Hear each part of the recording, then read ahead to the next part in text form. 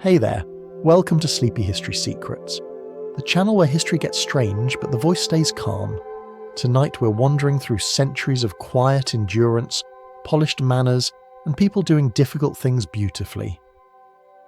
You'll begin as a 6-year-old girl in Edo, Japan, whose childhood ends in a bow and a polite contract. From there, we'll drift through ancient marriages written on clay, castles built from faith and taxes, and the long winters of the American frontier. Every story shares the same thread, the way human beings turn survival into ceremony. So before you settle in and get comfortable, take a moment to like the video or subscribe. Only if you truly enjoy falling asleep to humanity's bad decisions dressed up as culture. And when you're ready, drop a quiet comment telling where you're listening from and what time it is for you. It's oddly comforting to know how many of us are awake at the wrong hour, each in our own corner of history. Now dim the lights, maybe let a fan hum softly in the background, and let's step gently into the world of the Geisha, where silence, grace, and exhaustion all share the same smile. If your mind drifts off, that's perfectly fine. The story will keep walking softly without you. You are born in Edo, a city so crowded that even the air feels shared. The streets smell of grilled rice cakes, horse sweat, and ambition. Somewhere between the paper lanterns and the tea shops, your parents decide that your life will look better in silk. You're 6. You think bugs are interesting, and the world still belongs to you. By sunset, it won't. They dress you in your best kimono, a fabric stiff with pride and starch. You walk through the narrow lanes holding your mother's hand, the ground clicking beneath your small sandals. Every step carries you toward a building that doesn't look like home. It looks like a library that married a temple and gave birth to a rulebook. This is an okiya, the Geisha house. Inside lives discipline disguised as beauty. A woman opens the door. She is the Oka-san, the house mother, whose eyes measure value the way merchants weigh gold dust. She can tell what you're worth by the depth of your bow. You try to smile, she doesn't. Your parents bow again, say a few words and leave. No shouting, no drama, just a quiet transaction dressed as good manners. You've been sold politely. You're not adopted. You're now property with potential. The door closes, and childhood does too. The floor under your feet smells of polished wood and wet rice straw. The walls breathe. Somewhere a shamisen hums, the string plucked like a heartbeat under silk. A senior geisha passes by, her hair sculpted into impossible symmetry, her perfume delicate enough to make you sneeze in shame. You have entered a world that looks serene but runs on exhaustion. Your title is shikomi, a word that means child who scrubs. You scrub the floors until they can see their own reflection. You heat the bath water, carry buckets, fold towels, fetch sandals, bow to everyone, and speak to no one. Silence is your first language now. You eat last, sleep near the hallway, and owe the house money for the rice you spill. You cry quietly into your sleeve, and learn to do even that with elegance. The okiya runs on invisible rhythm. Sliding doors, whispered footsteps, the sigh of charcoal catching flame. The older girls float past you, wrapped in colour and mystery. They do not walk, they glide. You, meanwhile, are a noise with feet. You try to learn by watching. How they bow, how they pour tea, how they smile without revealing fatigue. There is no classroom. Everything is learned by imitation, failure, and endurance. Your back learns posture before your mind learns patience. If you drop a cup, someone sighs as though the universe cracked. If you speak without invitation, someone smiles too sweetly, and you never forget the warning in it. Over time, your body becomes the textbook. Your knees learn the geography of the floorboards. Your hands memorize the shape of a teapot's handle. You develop the stealth of a cat burglar who's also doing unpaid domestic service. The smell of starch and soap becomes the smell of your growing up. Sometimes, late at night, you hear the laughter of guests from the main room. Deep, careless, expensive laughter. You imagine the geisha sitting among them, painted like porcelain and moving like wind. You wonder how it feels to be noticed. You dream of being one of them. Not for glamour, but for the strange privilege of mattering. And then you fall asleep on your knees because dreams are allowed only in brief intervals between chores. The Okasan watches everything. She knows who hesitates while bowing, who breathes too loudly, who dares to look up. When she praises you for the first time, a single nod, nothing more, it feels like sunlight leaking through paper walls. You start to understand the pattern. Every rule, every silence, every repetition is carving something out of you, something smaller, neater, more useful. You're being sculpted into calm. The city outside is loud with merchants and beggars, but inside this house the only sound is discipline. You think of the friends you left behind, barefoot, shouting, free. Their laughter echoes somewhere distant while your world shrinks to the rhythm of scrubbing. And yet, strangely, the routine begins to comfort you. There is a safety in rules. There is peace in precision. Your body hurts, but your movements start to look deliberate. You learn to bow at the correct angle, to lower your gaze without looking broken, to smile just enough to survive. Occasionally, a senior geisha corrects your grip on a teacup. Her hand hovers over yours. Light, cool, practiced. For a moment you glimpse the secret. Grace is not natural. It is drilled, bruised, and memorized. The elegance you envy is mostly endurance, well disguised. Years will pass before you sit among them, but tonight, as the paper lanterns flicker and the air smells of ash and perfume, you start to believe you might last. The path to refinement begins in the dirt. Every bow, every silence, every careful step is a rehearsal for existence itself. In this house, you are invisible, but invisibility is the first lesson in presence. Somewhere in the corridor, the Okasan calls your name, soft as a warning bell. You rise quickly, knees aching, and bow before speaking.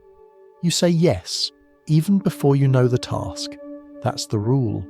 Obedience first, comprehension later.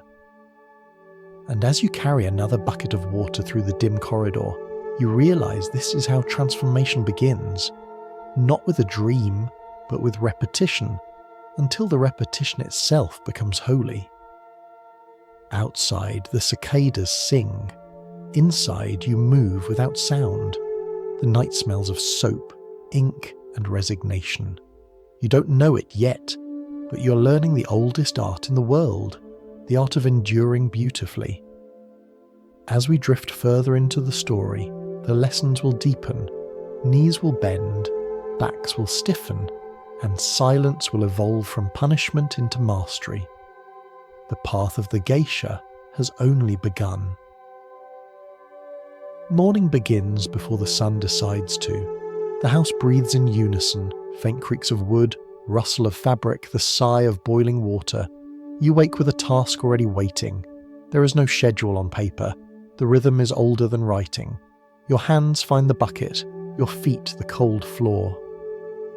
Outside, a rooster calls, but inside, time belongs to the Okasan. If she wakes early, everyone does. You move through corridors that smell of smoke and soap. Every object in this house has an opinion. The tatami mat judges your steps. The teapot disapproves of noise. The sliding door scolds when you touch it too firmly. You learn to exist like breath, visible only when it fogs the mirror. It is your second life, and the rule is simple. If they don't notice you, you're doing well. If they do, it's already too late. The Okasan believes in lessons without words. If you bow too deeply, she says nothing. If you bow too shallowly, she also says nothing. But her silence sharpens the air. The silence of disappointment is heavier than any lecture. You begin to measure respect in angles and seconds. A bow that lasts the length of 3 heartbeats is polite. 4 heartbeats is apology. 5 is desperation. No one teaches you this, but you learn anyway. Your back aches, your knees ache, your ears listen to everything. A giggle from the senior geisha, a cough from the kitchen, the soft metallic tap of a hairpin dropped and found. Sound becomes your map because eyes are rarely allowed. You navigate by hearing, and in this quiet universe, sound means survival. Sometimes the older apprentices whisper advice. They call you Shikomi-chan, part insult, part pity. They tell you that endurance is your only currency, that one day you'll understand why silence can feel like power. You nod because you've learned that agreeing is safer than thinking out loud. Later you'll discover they were right, though not in the way they intended. After breakfast, which is mostly rice and obligation, the Okasan begins her inspections. She walks the corridors with her wooden clogs clicking like a metronome of fear. If the floor doesn't gleam, you polish again. If a cushion lies crooked, you straighten it while apologizing to it directly. You learn to say sorry to furniture, and somehow it starts to make sense. Politeness becomes instinct, like breathing or regret. At midday, the real geisha return from morning performances. They move as though the air belongs to them. Their kimonos whisper with the confidence of old money. You lower your gaze, pretending fascination with the floor pattern. One of them pauses to adjust a sleeve. The movement is simple, but you feel the entire room rearrange around her calm. You realize that this too is power, to change space without raising your voice. You try to imitate the walk later when no one's watching. It goes badly. You trip on your hem, catch yourself, and whisper an apology to the universe. Still, you keep trying. It becomes a small private rebellion. You stand a star, practicing grace while no one expects it. It's your way of saying quietly, "I'll get there," just not loudly. There are moments of humour if you know where to look. The senior maids whisper gossip behind paper screens. They know everything. Who fainted during a dance, who misplaced a comb, who smiled too much at a customer and not enough at the Okasan. It's a small economy of secrets, traded like coins. You pretend not to hear, though every detail lodges itself in your memory like pins in cloth. Observation becomes your only luxury. Evenings are the hardest. The air thickens with incense and fatigue. You scrub the wooden tubs until your hands wrinkle like old parchment. Your reflection in the water looks older than 6, maybe older than time. You find beauty in small victories as for a clean corridor or a nod from the cook, a few moments to stretch your back without being seen. It's not happiness, but it's close enough to pass. Sometimes the guests leave late, their laughter spilling into the hallway like spilled sake. You gather cups, wipe tables, sweep ashes. A geisha thanks you softly. Just one word, arigato. It lands like a blessing. You nod, unable to answer because gratitude is above your pay grade. Still, the warmth lingers. For one quiet second, you feel visible. Then you remember the rule. Visibility is a privilege that must be earned through invisibility. The paradox keeps you steady. Every day you polish, you're polishing yourself. The edges, the impulses, the voice that wants to ask why. By polishing flaws, you learn to polish emotion. The house teaches without compassion, but also without lies. Everything beautiful has a cost. You begin to dream differently, not of escape, but of competence. You want to be the one they trust to light the candles, to prepare the hairpins, to open the door when a guest arrives. Small ambitions stacked like stones. It's the architecture of survival. Each task you master builds a layer, invisible but solid. The structure of grace rises slowly, like a temple built out of muscle memory. When fatigue becomes unbearable, you close your eyes and imagine air outside the house, the wind over river water, the chatter of street vendors. You can almost taste roasted chestnuts, sweet and smoky. Then you open your eyes to the smell of soap and charcoal and the world contracts again. But now you understand the secret. You are not imprisoned by these walls. You're being taught how to exist anywhere. If you can survive here, you can survive the universe. The Okasan notices the change long before you do. One morning she passes you in the hallway and doesn't stop. No criticism, no comment. just a faint nod. It is the highest form of approval available to humanity. You bow back, deeper, steady. You've learned the first real lesson. Composure is the shape of power when you have none. Later that evening, as the lamps flicker and the cicadas grow louder, you sit alone folding napkins.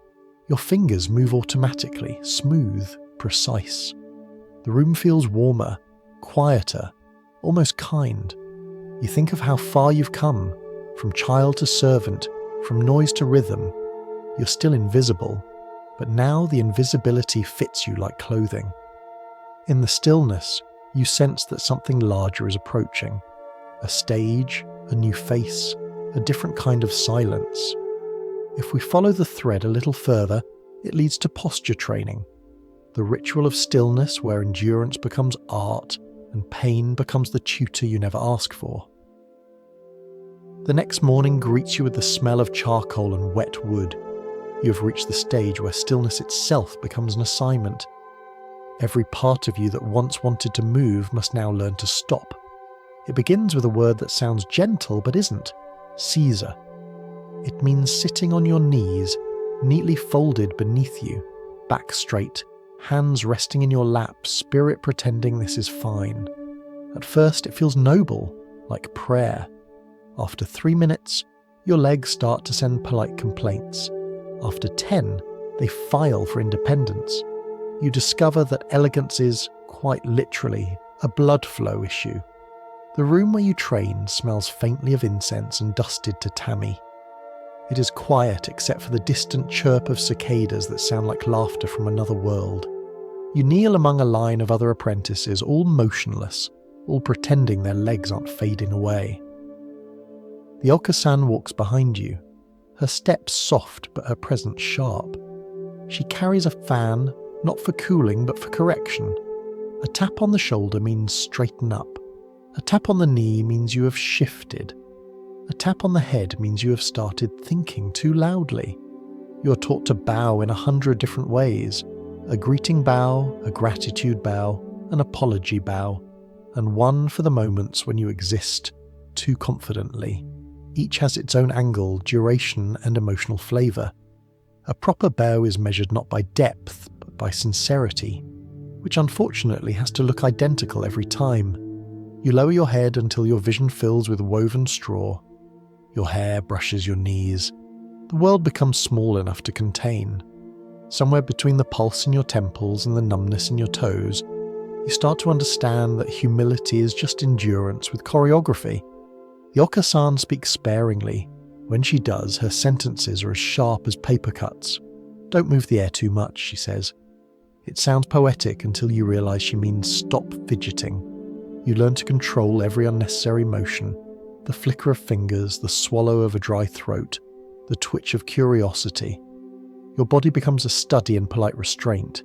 If statues could sweat, they would look like you. Hours pass. Someone sneezes and the room halts in collective horror. A single sneeze is forgivable once, never twice. The Okasan raises an eyebrow.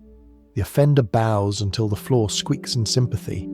You, meanwhile, learn the art of silent sympathy, the expression that says, I understand your suffering, but also I'm glad it's not mine. By afternoon, the pain evolves from sharp to spiritual. Your legs are no longer limbs, they're abstract ideas. The wooden floor presses grooves into your ankles, small signatures of obedience. You hold yourself upright through sheer memory of what spine alignment once felt like. And strangely, there is pride in that. You realise that the human body can adapt to almost anything except comfort. Training extends to every movement. How to open a sliding door without sound. How to lift a teapot so that the lid doesn't tremble. How to walk across the room carrying a tray balanced like diplomacy itself. Each motion is slow, deliberate, rehearsed until instinct replaces effort. To outsiders, it looks effortless. To you, it feels like war fought with porcelain. Even laughter has its proper form. You practice it in the mirror, the way others practice calligraphy. Not too loud, not too wide, not too genuine. A perfect geisha laugh floats like wind through bamboo, audible but impossible to pin down. It says, "I am amused but not attached." You practice until even your smile obeys geometry. When the training ends, you unfold your legs and nothing happens. They have forgotten how to function. You press your palms into the floor, waiting for blood to remember its responsibilities. Needles of pain dance from your toes to your hips.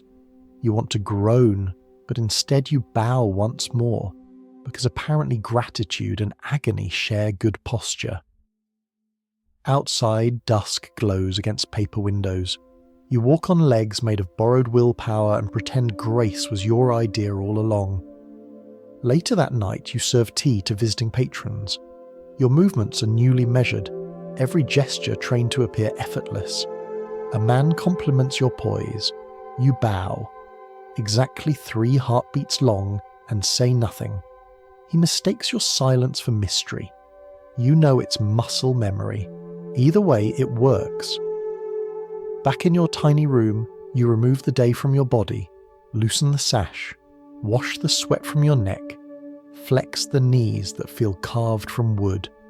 Lying on your futon, you stare at the ceiling and realize you no longer fear stillness. It has become a kind of safety, a place you can control.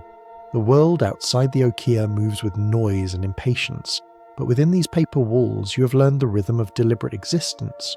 You move when you choose. You speak when required. You bow not because you are small, but because you have mastered the ground. Sometimes when no one is looking, you test your new balance by standing perfectly still, eyes half closed, breathing shallow. You can hold the moment longer than you should. The candle beside you flickers, its flame bending like a mirror of your own spine. In that faint golden light, you understand the lesson carved into every bone, that grace is the visible shape of patience. Outside, rain begins to fall, soft and steady. Each drop lands like a footstep, leaving, returning, leaving again. The house seems to listen. You listen too, the way only someone trained in silence can. Tomorrow will bring new torments, more kneeling, more practice, more small corrections disguised as kindness. But tonight, for the first time, you feel the difference between pain and progress. They hurt the same, but one means you are moving forward even while sitting perfectly still. Our quiet exploration now turns toward transformation. The moment when the invisible apprentice becomes visible, wrapped in colours too heavy for comfort and beauty sharp enough to draw blood. The day arrives without warning, the way most ceremonies do. You wake to the smell of wet silk and hair oil, a fragrance that suggests both celebration and restraint. Today, you stop being invisible. The house hums like a hive. Footsteps, whispers, brushes tapping bowls of white powder. Every corridor glows with quiet importance. It is the day of your Mizadashi, your debut as a Maiko, an apprentice geisha. You have trained for years to make this look effortless. Effortless, of course, is the hardest thing you can learn. You're placed on a cushion while a senior stylist begins your transformation. Her tools gleam like surgical instruments. A small wooden comb slides through your hair, pulling, twisting, pinning, until your scalp tingles with both pain and pride. She sculpts your hair into the Nihongami style, a shape as precise as architecture, held together by faith and wax. It is beautiful, and it feels like it weighs more than your thoughts. When she finishes, she adds kanzashi, long hair ornaments that chime when you move. Each one represents the current season: plum blossoms for early spring, maple leaves for autumn, small silver bells for winter. They look delicate, but they are heavy enough to remind you that beauty always keeps score. Next comes the makeup. A brush sweeps rice powder across your face until you resemble a ghost with ambition. Your eyebrows are drawn thinner than mercy. A red tint is brushed beneath your eyes, as though emotion must be painted on since it's no longer allowed to appear naturally. Your lips are coloured only on the lower half, the mark of a novice. It is supposed to suggest youth and modesty. It mostly suggests you have run out of lipstick. The humor helps. You'll need it. Finally, the kimono. It takes 2 older women to dress you. They wrap layers upon layers, inner robe, under sash, outer robe, formal sash, then the obi, a wide belt tied behind you in a bow the size of small furniture. The fabric smells of starch and incense. The sleeves trail almost to the floor, embroidered with cranes, clouds, and flowers you're too busy sweating to admire. Every movement now has consequences. One wrong turn and you could knock over half the room. When they finish, you realize you cannot raise your arms higher than your chest. A gentle reminder that elegance is just mobility wearing heels. The final touch is the footwear. A kobo, high wooden sandals carved from a single block. They make you half a head taller and twice as unstable. You stand, wobble, smile anyway. The senior geisha nods. You're officially ready to be seen, though not yet to be yourself. Visibility is performance, not permission. You're led through the streets of Kyoto toward the tea house. The sun glints off the lacquered roof tiles. Children point. Merchants bow. Even the wind seems to pause. Your sandals click like hollow drums against the cobblestones. Each step echoes years of unseen practice. People smile, not at you, but at what you represent. A walking promise that refinement still exists somewhere, that art can still outlast commerce. You, meanwhile, concentrate on not falling over.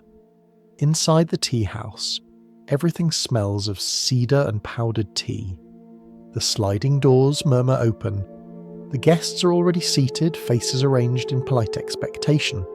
You bow deeply, the way you have rehearsed since before you had language for fatigue. Your head dips low enough to meet the scent of the tatami, straw, earth, time.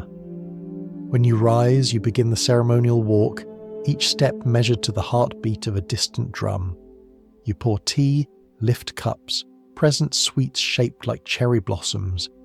The guests comment on your grace. They assume it is natural. You smile, because that is part of the illusion. It isn't natural, it's earned. A musician begins to play the shamisen. The notes float like thin threads through smoke. You bow again, then perform a simple dance, hands tracing patterns in the air, sleeves following like obedient clouds. Your movements tell a story older than your house, a tale of longing and wind, of someone waiting for a letter that never came. You don't understand every word of the song, but you understand the rhythm. The rhythm feels like survival, dressed in melody. When the dance ends, applause comes softly, like rain on paper. You smile and bow again, deeper this time.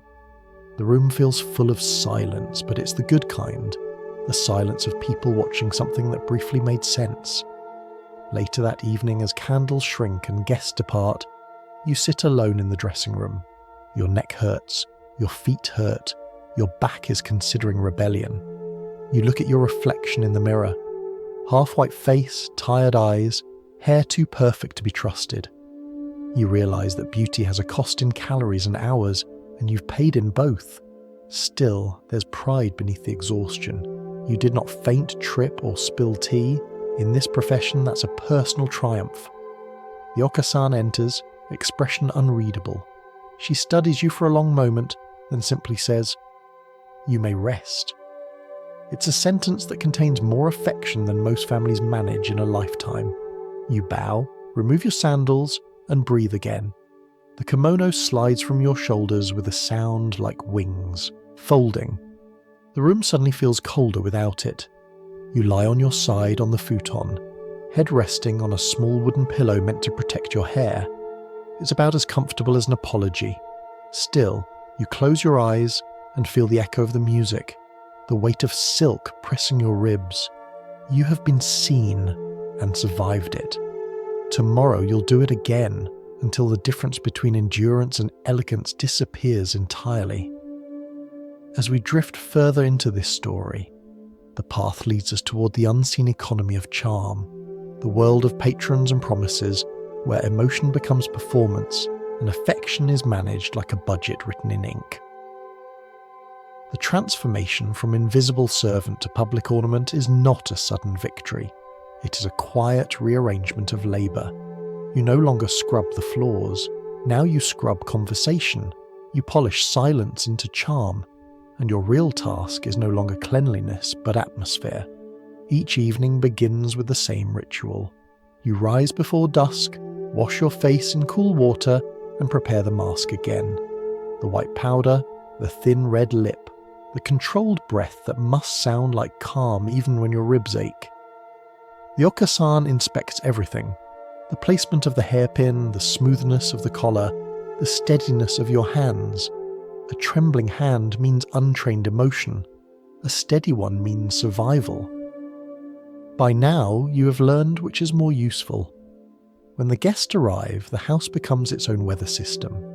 The air thickens with laughter, smoke, and the faint buzz of sake warming in porcelain. You enter with the other Maiko, kneel, and bow in unison. A choreography of humility. Your world shrinks again to posture, timing, and the balance of small talk that must sound spontaneous, but never personal. Your voice is light, not loud. Your smile must never suggest appetite. You laugh exactly when required, like a soft drum marking the rhythm of someone else's story. The art of geisha conversation is not speech, it's orchestration. You make awkward men feel interesting, important, occasionally even wise. If emotional labour were taxable, you could retire before 30. There are patrons who come for music, others for reassurance, and some for the comfort of being admired by someone who will never contradict them. You recognise each type by their laughter. The kind that ends quickly wants praise. The kind that lingers wants understanding. The kind that doesn't come at all, just wants the illusion of being seen. You deliver all three with equal precision, because that is what you've been trained for. The line between compassion and performance disappears so gently you stop noticing where it was. The Okasan watches from behind the paper screen, ensuring that you charm effectively but not individually. Attachment is bad for business. Too much warmth becomes unprofessional. Love is allowed only as a shadow cast by candlelight, visible, then gone. You learn to be affectionate the way musicians are with instruments, carefully and for effect. Some nights, you host the same group of officials who debate poetry as though politics were accidental. They argue about cherry blossoms and the philosophy of fleeting things. You pour their tea and think privately that no one understands impermanence quite like someone who rents it by the hour. When one of them compliments your composure, you bow 3 heartbeats deep and thank him. It's polite, but not submissive. That small difference is your only form of power. Power here does not shout. It whispers, rearranges, corrects. It exists in the way you pour a drink without spilling, the way your silence fills the spaces their words leave open. Men pay for company, but they stay for control, not theirs, but yours. They mistake your restraint for desire. They call you mysterious because they cannot tell when you've already stopped listening. Behind the scenes, the hierarchy hums with quieter battles. There are rivalries among the Maiko, subtle, sweet, venom wrapped in etiquette. Compliments become weapons. A glance too long, a fan opened too quickly, and a decade of gossip can bloom. These are the fan wars, small political campaigns fought with accessories and smiles. You learn to survive by pretending you haven't noticed, which is its own strategy. You return every jab with a bow, every insult with a compliment, and every rumour with silence. By the time anyone realises you've won, the fight is over.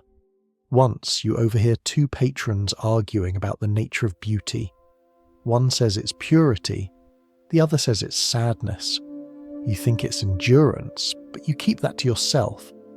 Later, when you perform the tea ceremony, your movements carry that truth. Slow, exact, beautiful, mostly because they persist. Even pouring water becomes a small act of rebellion. You pour without trembling, proving that control is not the absence of feeling, but the mastery of it. Sometimes, after the guests leave and the lamps are dimmed, you remove your okobo sandals and walk barefoot across the cold floor. The silence that follows performance feels different, heavier, more honest. Your back aches, but the pain feels deserved, like a trophy no one else can see. You sit by the window, watch the lanterns flicker in the alley, and allow yourself one deep breath without grace. Outside, life continues. Merchants argue, lovers whisper, a cat leaps onto a wall. Inside, you're still wrapped in layers of fabric and expectation, yet you feel strangely free. Discipline has become your language. Control has become your peace. Occasionally, a wealthy patron offers to sponsor you, to become your Dana. It sounds generous, but it means belonging again, differently. He would pay for your lessons, your clothes, your comfort, and in return you would exist within the quiet mathematics of obligation. Some Maiko accept, some don't. You think about it, then think again. You have learned too much about the price of dependency. Politeness can look a lot like permission, and permission is harder to escape than poverty. The night ends the way it always does. You remove the mask, unpin the hair, and fold the kimono with the same care you once used for prayer. You stare at your face in the mirror, pale where the paint has been wiped away, red marks at the edges of your scalp. Without makeup, you're simply a woman with tired eyes and excellent posture. It's a kind of honesty you rarely see reflected. For a moment you let your shoulders drop, release the careful smile, and feel the strange quiet of being unobserved. It doesn't last long.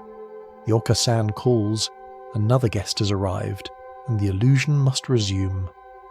But you've seen behind it now, and that knowledge is a private kind of freedom. From here, the story opens into comparison, because while you live inside a painted ritual of emotion, somewhere else across time and continents, entire civilizations are choreographing their own endurance through marriage, faith, and law. The pattern repeats, endlessly patient. Across the seas of time, far from Kyoto's lanterns and quiet bows, the first known marriages were being written in mud. Not metaphorical mud, real sun-baked clay that still carries fingerprints older than pyramids. This was Sumer, around 5,000 years ago, where love came with receipts. Imagine the scene: a low mud brick house, an oil lamp trembling against the wall, a scribe crouched over a tablet that will outlive everyone in the room. The air smells of wet earth and sheep fat. Outside, the river Euphrates is arguing softly with the reeds. Inside, two families are negotiating affection by column and row. A marriage contract is being pressed into clay with a reed stylus, neat little wedges of law, each one declaring who owes whom what and for how long. There is no music, no priestly choir, only the slow scratching of a pen that doesn't yet know it's inventing civilization. The scribe writes the names, the dowry, the obligations. He adds lines for divorce conditions and replacement clauses, just in case the gods get bored. It's not poetry, but it has rhythm. The groom's father nods, the bride's uncle squints, somewhere a goat complains, and with that the first union of a love and paperwork is complete. Your love life could, and sometimes did, get audited. The tablet is dried in the sun, hardened into permanence, and stored alongside temple receipts for barley and bronze. It will survive floods, wars, and whatever romance might later become. The couple themselves might not survive the harvest, but the document will. History, it turns out, keeps better track of promises than people. Sumerians didn't write much about passion. They wrote about ownership. Marriage wasn't just companionship, it was inventory management. A wife was both partner and ledger entry.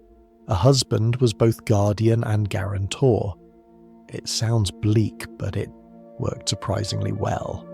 The city-states ran on grain, water, and predictability, and nothing stabilized society like mutual accountability sealed in clay. Still, there was tenderness hiding in the bureaucracy. A bride might bring a small oil jar carved with her initials, a personal token in a world where handwriting itself was luxury. Sometimes the scribe added a line about affection, slipped quietly between the clauses, something like, "She shall warm his house." No emotion, just thermodynamics, but still progress. The ceremony that followed was simple: offerings to the gods, a shared meal, a gesture toward the household idols. The smell of roasting goat and frankincense filled the courtyard. People ate, drank, and pretended that the clay tablet wasn't the most romantic thing there. Because in its own way, it was. It meant security. It meant the gods had witnesses. It meant that when the flood came, and it always did, at least one version of your life was waterproof.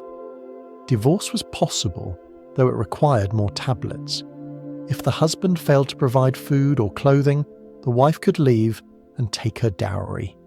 If she was barren, he could add another wife with official permission. Yes, love was conditional, but so was irrigation. Everything had to flow properly, or nothing did. You might imagine that women in Sumer had no power, but the contracts tell a quieter story. A widow could inherit property. A priestess could own land and even lend money. Some women managed taverns, sacred spaces of intoxication and gossip. The gods themselves were often paired, Inanna and Dumuzi, lovers whose cycle of union and separation explained the seasons. Inanna, the goddess of love, was also the goddess of war, which tells you exactly how the Sumerians viewed relationships. There's a particular tablet found in the ruins of Ur, small enough to fit in your hand. It lists household goods, a bed, 2 jars, 1 mirror, and a promise. That promise is a line of wedge-shaped marks that scholars translate as, "He shall not diminish her." It's a curious phrase, half legal, half poetic. It might mean he shouldn't cheat. It might mean he shouldn't reduce her status or wealth. Or it might mean something much simpler. Don't make her smaller than she already must be. For a world built on clay, that's almost tenderness. As centuries passed, other cities copied the Sumerian method. Akkad, Babylon, Assur, all kept their own versions of domestic bureaucracy. Babylon even improved the layout. Their contracts began with invocations to the gods and ended with witness lists, like divine insurance forms. Hammurabi, the king who gave us a famous set of laws, also standardized marital clauses. Among them, if a man wishes to divorce a wife who has borne him no children, he shall return her dowry. Cold, but fair. Even love had a refund policy. Picture the wedding night, lit by a clay lamp. Outside, the walls hum with insects. Inside, the air smells of smoke and barley. The couple sit side by side, maybe strangers, maybe not. They eat bread baked that morning and drink watered wine. He laughs too loudly. She looks at her hands. Somewhere in the next room, the marriage tablet dries on a shelf, solidifying their fate one crack at a time. The room is small, but the idea inside it is enormous. 2 people, bound not just to each other, but to civilization itself. Every bowl, every promise, every signature pressed in clay becomes another line in humanity's long contract with stability. And yet, for all its order, there's something haunting about these first unions. They were designed for endurance, not romance. They made life predictable, but never kind. Still, as with the Geisha's perfect bow, there's a strange grace in the discipline. In both worlds, beauty meant surviving the expectations of others without breaking. And sometimes, that's enough to count as love. If we follow the thread a little further, it leads downstream to the Nile, where another civilization began writing its vows in sunlight and perfume, trading mud for marble and duty for eternity. If the Sumerians recorded love in mud, the Egyptians carved it into eternity. They built their promises high enough to confuse the horizon. Here, marriage was not a domestic agreement. It was cosmic engineering. Every union mirrored a divine one. The gods were married first, people merely imitated. The Nile is steady, breathing in and out across its banks. Villages shimmer in the heat, built from the same dust that once shaped the gods. In this slow rhythm of river and sky, marriage becomes the heartbeat of order. To the Egyptians, chaos was the only sin worth fearing. Love, duty, and household harmony were small ways of keeping the universe polite. The most famous couple of all was Isis and Osiris. She ruled through wisdom and patience. He ruled through kindness and mild confusion. When he was murdered by his brother, Isis wandered the world collecting his scattered body parts, reassembling him like a divine jigsaw puzzle. Then, through magic and determination, she conceived their son, Horus, proof that even death could be inconvenienced by devotion. This, the priests said, was marriage as the gods intended, eternal, complicated, and full of paperwork. On Earth, pharaohs copied the gods as best they could. Brother married sister, not for love, but for symmetry. Keeping royal blood pure was the official reason. Keeping power in the family was the practical one. Every dynasty eventually turned into a family meeting that never ended. The gods smiled on these unions, or at least looked away politely. Ordinary Egyptians had simpler arrangements. Marriage required no priest, no ceremony beyond a contract and a shared home. The phrase, "to make a wife," meant to bring a woman into your household with agreed property rights. Women could own land, run businesses, and even divorce their husbands if neglected or abused. One surviving papyrus records a woman calmly writing, "I will not be your wife." It is both a breakup note and an early feminist manifesto. She signed it, sealed it, and sent it by messenger. Civilization applauded quietly. Wedding gifts were practical. Jewellery, perfume, sometimes furniture. No white dresses, no rice throwing, just linen robes and a feast under palm trees. Guests sat cross-legged on mats while musicians played flutes that sounded like warm wind. The smell of roasting goose and lotus oil filled the air. Someone recited a hymn to Hathor, the goddess of love, whose favourite drink was beer and whose symbol was a cow wearing makeup. You could call that domestic inspiration. The home itself was sacred. Walls painted with offerings and flowers turned into miniature temples. A good marriage kept the household gods content. Small statues carved from limestone, their faces worn smooth by daily prayers. Each morning a wife might light incense and whisper gratitude for another sunrise without disaster. Each evening, her husband might pour a little wine for the ancestors, hoping they were still paying attention. It was a calm religion, practical, fragrant with burnt myrrh. Not all marriages were peaceful. Some ended in arguments about grain or infidelity. The divorce process involved another document and a witness. Both sides swore before the gods that they had returned each other's property. No court drama, no revenge songs, just a quiet bureaucratic exorcism of affection. Afterward, life continued. In a land obsessed with eternity, even separation had to look graceful. At the top of society, pharaohs turned marriage into mythology. Each new queen was called the Great Royal Wife, sometimes the sister of the king. She appeared beside him on temple walls, smiling at a scale of eternity that no human face can sustain. Behind the scenes, politics flowed through her chambers like perfume. Queens such as Nefertari and Tiye ruled from behind veils of etiquette, their influence disguised as devotion. They mastered the same art the Geisha once did, power through composure. Even Cleopatra, centuries later, would inherit that skill. Diplomacy performed as charm, authority hidden behind eyeliner. Archaeologists once found a letter written by a husband to his dead wife. Placed in her tomb for company, it reads, "My heart is still with you. Do not forget me in the West." The West meant the land of the dead. He had sent love mail to eternity, knowing the postage would never be returned. It's hard to be cynical about that. Even in a world of contracts and dynasties, people still wrote to ghosts. In the temples, priests repeated the story of Isis and Osiris during rituals of rebirth. Married couples listened, nodding as if their own lives were small versions of the same myth. When floods came, they remembered Isis piecing Osiris together, a lesson that even what breaks can be reassembled if you care enough. It was theology with good advice hidden inside. You could say Egypt invented marriage counselling carved in hieroglyphs. There's something soothing about the Egyptian view of love. It wasn't a fever or a war, it was an arrangement of stability, another stone in the architecture of eternity. Even their poetry was calm. One surviving love song begins, "My beloved is the north wind. When he passes, I breathe again." No drama, no heartbreak, just weather reports with emotion attached. In a world of sand and sun, moderation was the greatest romance. As night fell on the Nile, couples sat on rooftops watching the river reflect the stars.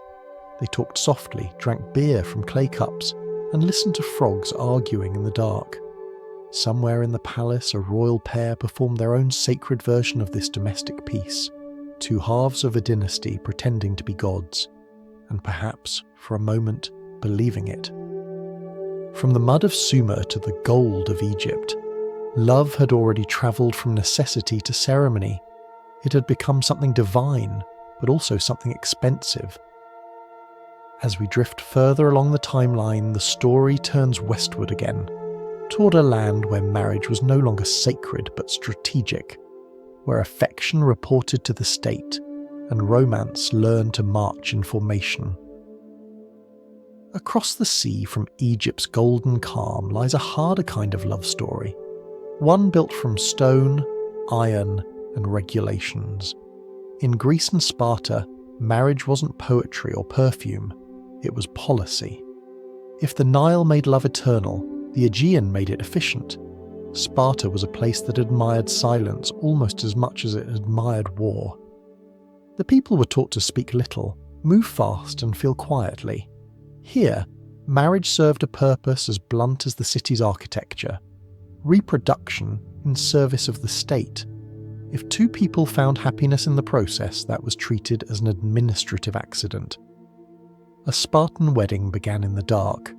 The bride's hair was shaved short, her clothes exchanged for a man's cloak.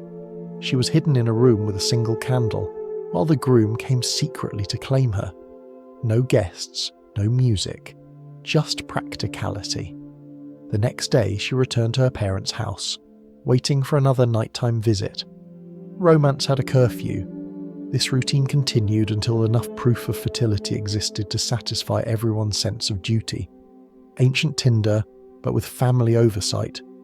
The Spartan state wanted strong children, not sonnets. Men lived most of their lives in barracks, training and eating with soldiers rather than families. They were expected to marry but discouraged from domestic comfort. Love could soften a warrior, and softness was considered contagious. So affection became an exercise in restraint. Women, meanwhile, trained their bodies too. They ran, wrestled, and spoke openly, an unusual level of freedom for the ancient world. A Spartan wife could own property, manage estates, and scold her husband for cowardice, equality by exhaustion. There is an old story about Queen Gorgo, wife of King Leonidas, the same man who would later die at Thermopylae. A foreign visitor asked her, "Why are Spartan women the only ones who can rule men?" She answered calmly, "Because we are the only ones who give birth to men." It's the kind of answer that ends conversations for centuries. If Sparta built marriages like military contracts, Athens approached them as civic partnerships. An Athenian husband's duty was to produce legitimate heirs for the city. A wife's role was to preserve the household, run the servants, and maintain quiet dignity. Love itself was a side hobby, sometimes pursued elsewhere. Athenian men wrote poems about passion and philosophy, but rarely about their wives. Affection was considered too private for literature and too inconvenient for governance. Still, not all was bleak. Marriage came with dowries. Not gifts, but guarantees, ensuring that a woman's financial security remained intact even if her husband vanished in war or politics. It was civilization's first version of insurance, though not necessarily its most romantic. A contract might specify the return of a set number of silver coins if the union failed, along with any household slaves or livestock brought into the arrangement. It wasn't about trust, it was about math. Even Aristotle called marriage a partnership for the management of daily life. He meant it as a compliment. You can almost hear the sigh from every woman in Athens. Wedding ceremonies were quiet, private affairs, a bath, a feast, a procession by torchlight. Guests followed the couple to their new home singing hymns to Hymen, the god of marriage, whose name has caused generations of teachers to pause before explaining. At dawn, the bride's mother offered bread to the new household fire, marking the transition from one set of rules to another. Firelight replaced paperwork, smoke replaced witness signatures, and for all its legal precision, the ritual still carried a strange warmth. Greek women had few legal rights, but they had endurance. They ran households that often doubled as workshops. They raised children, managed stores of grain, and prayed to deities who understood disappointment. Hera, goddess of marriage, was known mostly for her jealousy and persistence, a combination still common in modern relationships. Temples dedicated to her filled with offerings of small clay doves and silver bracelets, tokens of both gratitude and negotiation. It was a nation where people worshipped logic but still left gifts for love. The philosophers had opinions, of course. Socrates claimed that marriage was essential for self-knowledge, which seems unfair to whoever married him. He described his own wife, Xanthippe, as a spirited woman, and when his students asked how he tolerated her temper, he replied, "Those who wish to manage horses must learn to endure their kicks." It's not the world's most tender advice, but it does explain why philosophers often dined alone. And yet, even in this pragmatic landscape, tenderness slipped through the cracks. Some tombs depict husbands and wives touching hands, a gesture so restrained it almost hurts. No embraces, no exaggerated grief, just fingers meeting in stone. The gesture was called the dexiosis, meaning simply the joining of right hands. It symbolized farewell, agreement, and connection all at once. A quiet goodbye carved into eternity, modest as everything else in Greek life. Sparta and Athens might have disagreed on nearly everything, but both taught the same lesson. Love was a public duty before it was a private feeling. Society depended on self-control. Marriage was another training ground for obedience. The Geisha learned to master emotion for art. Spartan wives mastered it for the state. Different uniforms, same posture. At night, the Aegean wind moves through olive groves and broken columns. It carries the smell of salt and dust, the echoes of speeches and weddings, the faint laughter of people who never had time to be sentimental. A bride once stood on this same shore, veil of wool over her eyes, and promised to belong to someone she barely knew. The waves took her vow, scattered it across centuries, and whispered it back to us, the sound of duty pretending to be devotion.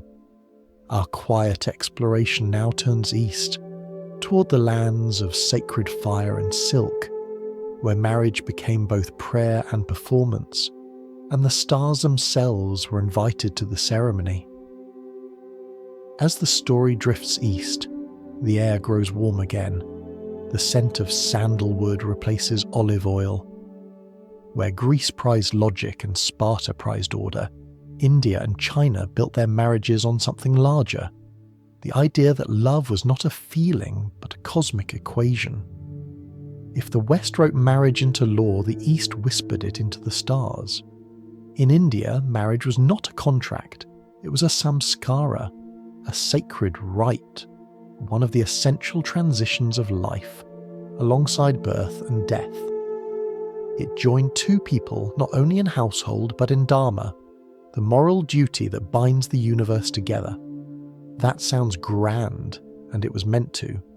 Each household became a small reflection of creation itself, a balance between fire, water, earth, air, and the one element that kept them all from falling apart: patience. The ceremony took place near a sacred fire, small but alive, its smoke carrying prayers upward like invisible messengers. The bride wore red silk heavy with embroidery, a fabric that shimmered like sunlight caught in blood. Gold bangles chimed softly as she moved. The groom recited vows, his voice trembling somewhere between devotion and exhaustion. They walked 7 steps around the flame, Saptapadi, the 7-footed promise. Each step represented a vow: nourishment, strength, prosperity, happiness, progeny, harmony, and friendship. If you listened closely, you could hear the rhythm of every couple that had ever walked in circles, trying to make time itself their witness.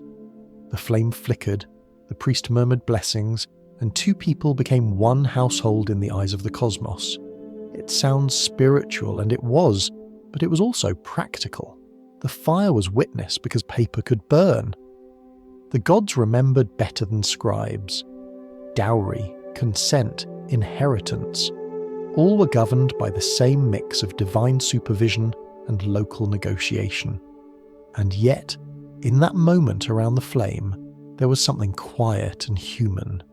2 pairs of bare feet stepping carefully, trying not to trip on destiny. Marriage in Vedic India was both personal and political. Families matched horoscopes before they matched hearts. The stars were consulted for compatibility, not out of superstition but out of caution. If the heavens didn't approve, neither would the in-laws. The wedding date was chosen for balance. No eclipses, no unlucky lunar phases. Even the universe had to RSVP. Even the stars had a say in your wedding date, the old saying goes, and it wasn't entirely a joke. The bride's family gave gifts, the groom's family promised protection, and the priest performed a ritual where butter and rice were poured into the fire, an offering for prosperity. Children played nearby, chasing each other with flower garlands. Drums echoed from the edge of the village. The ceremony wasn't quiet or solemn. It was noisy, fragrant, and full of negotiation. At the end, guests threw grains of rice at the couple, not to bless them, but to keep the birds occupied while the newlyweds escaped. After the feast, the bride entered her new home. She placed her right foot first, symbol of good fortune, and touched the threshold with her forehead. Her mother-in-law sprinkled milk on the floor to invite peace. It was part ritual, part test, part inheritance of habits too old to question. Inside, life would continue. Meals, children, arguments, reconciliation, all sanctified by that brief walk around fire. Of course, the divine rules didn't protect everyone equally. For centuries, women were bound by ideals of purity and duty that outlasted the men who invented them. When widows were told they must not remarry, some rebelled, others obeyed, and a few walked into the fire themselves, following husbands into death as sati. That ritual, later banned and mourned, was a tragic misunderstanding of devotion. The flame that once symbolized unity turned into punishment. Still, most marriages burned only metaphorically, sustained by shared endurance and ritual repetition. Love remained less about passion and more about permanence. In that sense, it had much in common with clay contracts and castle vows. The details changed, but the intention stayed the same: to organize chaos through ceremony. Farther north and east in ancient China, another version of this order unfolded, quieter, symmetrical, and perfumed with incense. There, marriage was guided by Li, the code of propriety taught by Confucius. A good match preserved harmony between families, ancestors, and heaven itself. It was less about 2 individuals joining and more about 2 genealogies shaking hands. The wedding began with the 6 rites: proposal, inquiry, betrothal gifts, confirmation, ceremony, and final procession. Each step carried meaning. Each gesture mattered. The bride rode in a red sedan chair, its curtains drawn, carried by servants who shouted good wishes into the air. Gongs clanged, firecrackers popped, and the street filled with colour and noise. At the groom's house, the couple knelt before the family altar, offering wine to their ancestors before sipping it themselves. A silent reminder that even joy was inherited. Then came the 3 bows, one to heaven and earth, one to the parents, and one to each other. No words, no promises, just the choreography of respect. A bow deep enough could replace an entire speech. The night ended with laughter, feasting, and the crackle of lanterns swaying in warm wind. Outside, the moon hung low, as though listening. Inside, the bride's face glowed red from candlelight and shyness. She would wake early the next day to serve tea to her new in-laws, her first official act as wife. Tea, not passion, began the marriage. Harmony before affection. The logic was clear. Love could follow later, but manners had to arrive on time. Both India and China taught the same quiet lesson, that love, like the cosmos, needed order to survive. Without ritual, feeling was a fire that burned out too quickly. With ritual, it became a steady lamp, humble but enduring. You could call it faith, or habit, or just the human fear of losing what we build. But when you see 2 people bowing before a fire or a family altar, you realise that every civilization asks for the same thing from love, that it lasts just long enough to make meaning out of the days. If we follow the thread a little further, it leads toward the Western world again, to Rome's marble halls, to Hebrew covenants written in ink, and to Celtic stone circles where vows were whispered to the wind. Different lands, same longing, to belong and to promise, even when the world forgets. The road now winds back toward the Western world, where marble replaced mud and the sacred turned administrative again. Here, marriage became both spectacle and paperwork. Rome, the Hebrews, and the Celts. 3 civilizations sharing almost nothing but the conviction that life needed rules and that love should probably have a witness. In Rome, marriage was a legal structure so refined it could have its own postal address. There were 2 main versions depending on how much control the husband preferred. In one, called cum manu, meaning with hand, the wife was legally absorbed into her husband's family. In the other, sin manu, without hand, she remained under the authority of her father and kept her own property. Modern listeners might think of it as the difference between merging accounts and keeping a joint savings plan with exit options. For Romans, both arrangements were respectable, so long as the paperwork was elegant and the witnesses sober. The ceremony itself began with an omen. 2 torches lit, 2 garlands tied together, and a sheep sacrificed for luck. Nothing says romance like statistics and livestock. The bride wore a long white veil called a flammium, dyed the colour of flame. It symbolised purity and light, though the smell of goat tallow candles made the metaphor imperfect. Her hair was parted using the point of a spear, a reminder that marriage was both union and surrender. It was a society that adored symbolism and ignored comfort. The couple clasped right hands, dextrarum iunctio, the handshake that would later appear carved on countless tombstones, the Roman version of till death do us part. Then came the feast. Guests ate honey cakes, drank sweet wine, and joked that the gods must be exhausted keeping track of all the new legal obligations. The next morning, the bride's mother visited the newlyweds carrying a small child in her arms. The child crawled across the bed as a blessing for fertility. No one asked for its opinion. Despite the formalities, Roman women enjoyed more rights than many of their ancient peers. Under the sine manu form, they could own property, manage estates, and even initiate divorce. A wife might one day send a simple message, "Keep the house, but not me." Divorce was recognised, regulated, and politely gossiped about. Some upper-class citizens treated it as a seasonal activity. One senator was said to have changed wives as often as he changed tunics. Historians called it moral decline.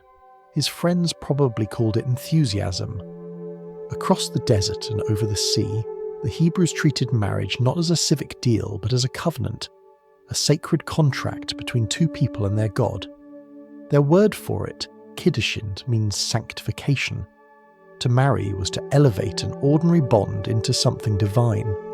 A written agreement called a ketubah recorded the husband's duties: food, clothing, affection, and the financial settlement owed if the union dissolved. It was protection, not romance. But protection is a kind of love.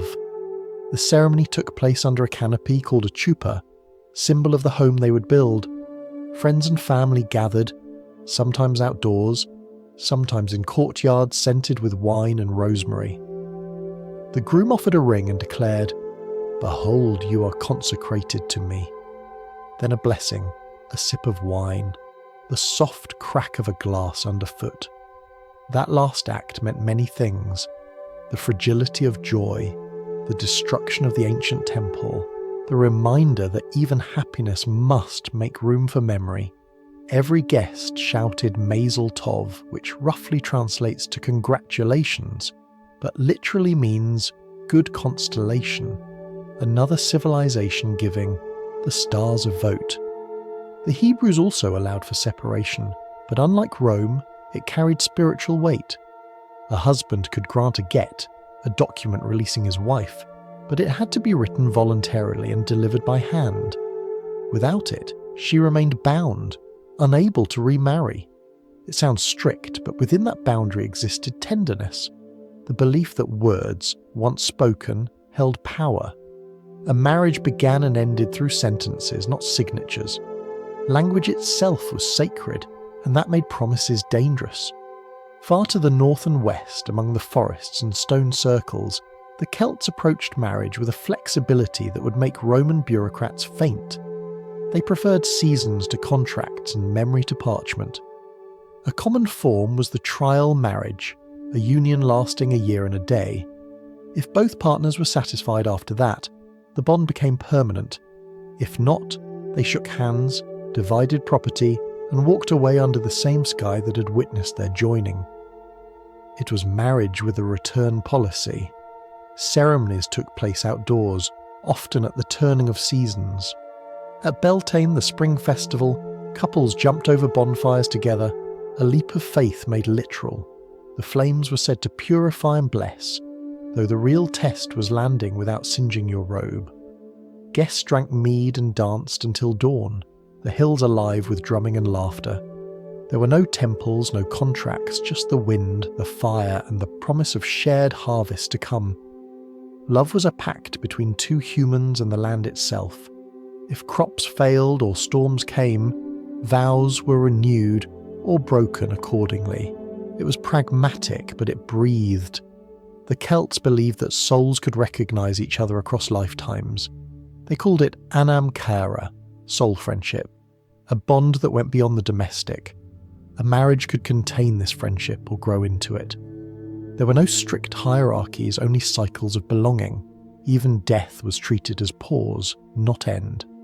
Their stone circles were the opposite of Roman walls: open, round, unending. 3 cultures, 3 philosophies. Rome said marriage was law. The Hebrews said it was faith. The Celts said it was choice. Together, they built the framework that still underpins every modern vow: legal, sacred, and hopeful all at once. You might notice that none of them mentioned love as we think of it today. They built scaffolding first, trusting that affection would arrive later, carried by habit and shared weather. By now, the pattern has become clear. Across ages and continents, people turned uncertainty into ritual, wrote feelings into rules, and found comfort in repetition. To promise something in public, whether before fire, altar, or stone, was to push back against chaos for another day. The words changed, the fear behind them did not. As night settles over these ancient lands, the fires fade and the scrolls close. Somewhere a Roman wife watches dawn through marble columns. A Hebrew couple pours the last of the wine. 2 Celts lie beside an extinguished bonfire, ash glowing faintly against their hands. Different prayers, same silence, the same fragile wish to keep what was never really theirs to hold. From here, the story carries us north and forward in time, toward castles and crusaders, where vows of faith will be written into stone walls and love will once again wear armour. When love turned into faith and faith into property, the world began to build walls that prayed louder than people ever could. The Crusaders, having lost Jerusalem, needed somewhere else to put their devotion. They still had armour, discipline, and the lingering echo of divine purpose. So they did what all disappointed idealists do. They started a building project. The year was the late 13th century. A group called the Teutonic Order, a mixture of monks and soldiers, travelled north toward the cold edges of Europe. Their cross was black, their discipline white, and their hearts somewhere in between. They had failed to hold the Holy Land, but success, like faith, is flexible. If you can't defend heaven, you can always fortify the next best thing: real estate. The land they found was Prussia, a region of forests, rivers, and reluctant pagans. It was beautiful in that quiet way the unconverted often are. Here, the knights would build a fortress worthy of their vows. Not of marble or gold. They were monks, after all, but of brick, the humblest material made holy through repetition. They called it Marienburg, the Castle of Mary. Centuries later, it would be known as Malbork, a name that sounds like a cough and feels like history clearing its throat. Building began around 1274. The river Nogat flowed beside the chosen site, wide and cold, a natural moat. The first bricks were red as old wine, laid by hands that believed endurance was a form of prayer. Each wall rose like a psalm in solid form. Every hammer strike was a syllable of devotion, echoing across frozen air. One chronicler wrote that the fortress rose like a sermon made of clay. Another probably said, God moved north for better real estate. Malbork was not just a building. It was an intention turned visible. It began as a monastery for warriors, a place where silence met steel. The monks prayed in the morning, trained after lunch, and balanced their ledgers by evening. Because even holy wars need accountants. The layout followed logic rather than grandeur. A high castle for worship, a middle castle for administration, and a lower castle for everything that leaked or smelled. 3 worlds stacked like chapters in a single book of obedience. To understand why they built it so carefully, you must remember what they feared. They had left behind deserts and relics, and found themselves surrounded by damp forests and enemies who worshipped differently or not at all. So the fortress became their cathedral, their bank, their insurance policy against sin. Every courtyard, arch and tower was designed to survive not only attack but time. The Teutonic Order didn't just build to defend, they built to last until Judgment Day, preferably with a gift shop. Inside the walls, the rhythm of life was measured by bells and frost. Dawn prayers, breakfast of porridge and conviction, drills in the yard, confessions in the chapel. When the river froze, they fished through holes in the ice. When spring thawed it, they blessed the water and charged tolls for crossing. Faith, once again, discovered an economic model. The castle's vast cellars stored grain, salt and wine. For an order sworn to poverty, the Teutonic Knights had an admirable understanding of logistics. Visitors were expected to admire both their humility and their inventory management. The architecture itself preached without words. Thick walls spoke of discipline. Long corridors whispered of patience. The high vaulted chapel, where sunlight filtered through narrow windows, offered a sermon in geometry. The monks didn't need stained glass to reach heaven. They had brick patterns instead, each curve and angle an argument for God's precision. At sunset, when the light hit the red stone just right, the whole fortress glowed as if remembering Jerusalem. Faith, it seemed, had changed climate but not colour. Construction continued for decades. More wings, more towers, more symbolism disguised as practicality. every addition was a response to either theology or weather. The kitchens expanded because fasting was admirable only until dinner. The granaries multiplied because God helps those who store wisely. And the armories deepened because peace, though devoutly prayed for, was rarely delivered. By the early 1300s, Malbork had become the headquarters of a theocratic state, an empire of brick, parchment, and very cold diplomacy. Its walls stretched longer than some villages. From the river, it looked less like a building and more like the horizon deciding to sit down. Travellers described it with awe and mild despair. One merchant wrote, "I could not see where it ended." Another added, "I suspect it does not intend to." Winter gave the castle its real character. The red stone turned grey beneath snow, and the air tasted faintly of iron. Smoke curled from chimneys, 1,000 small prayers rising together. The wind howled across the battlements, arguing with eternity. Inside, fires burned in long halls lined with echoes. A visiting monk once said the warmth there felt like forgiveness. He was later corrected. It was mostly the wine. Even now, centuries later, the idea of Malbork still feels improbable. A fortress built for monks who needed both isolation and attention. It was devotion industrialized, a cathedral of efficiency. They were men who believed in heaven but trusted masonry more. Perhaps that's why the walls still stand, while many of their prayers have evaporated. When night fell, the courtyard emptied into silence. The river reflected the stars the same way it had done for pagans before and tourists after. Somewhere a bell rang, slow, deliberate, enough to make the stones vibrate like a heartbeat. You can almost hear it now if you imagine the wind moving through empty corridors. That sound is what faith becomes when it runs out of words. The Crusaders never reclaimed Jerusalem, but in a way, they built a substitute, not of sand and prophecy, but of discipline and frost. Malbork was their final pilgrimage, a destination that refused to move. It stood for everything the human spirit loves about control. The illusion that if we build something high enough, we might not fall. As we drift further into the story, we'll walk inside the walls themselves, through candlelit corridors and echoing halls, where monks in armour prayed between ledgers, and even silence had a schedule. The river wind curls around the walls of Malbork like a polite ghost. Inside, the fortress hums quietly, as though the stones themselves are meditating.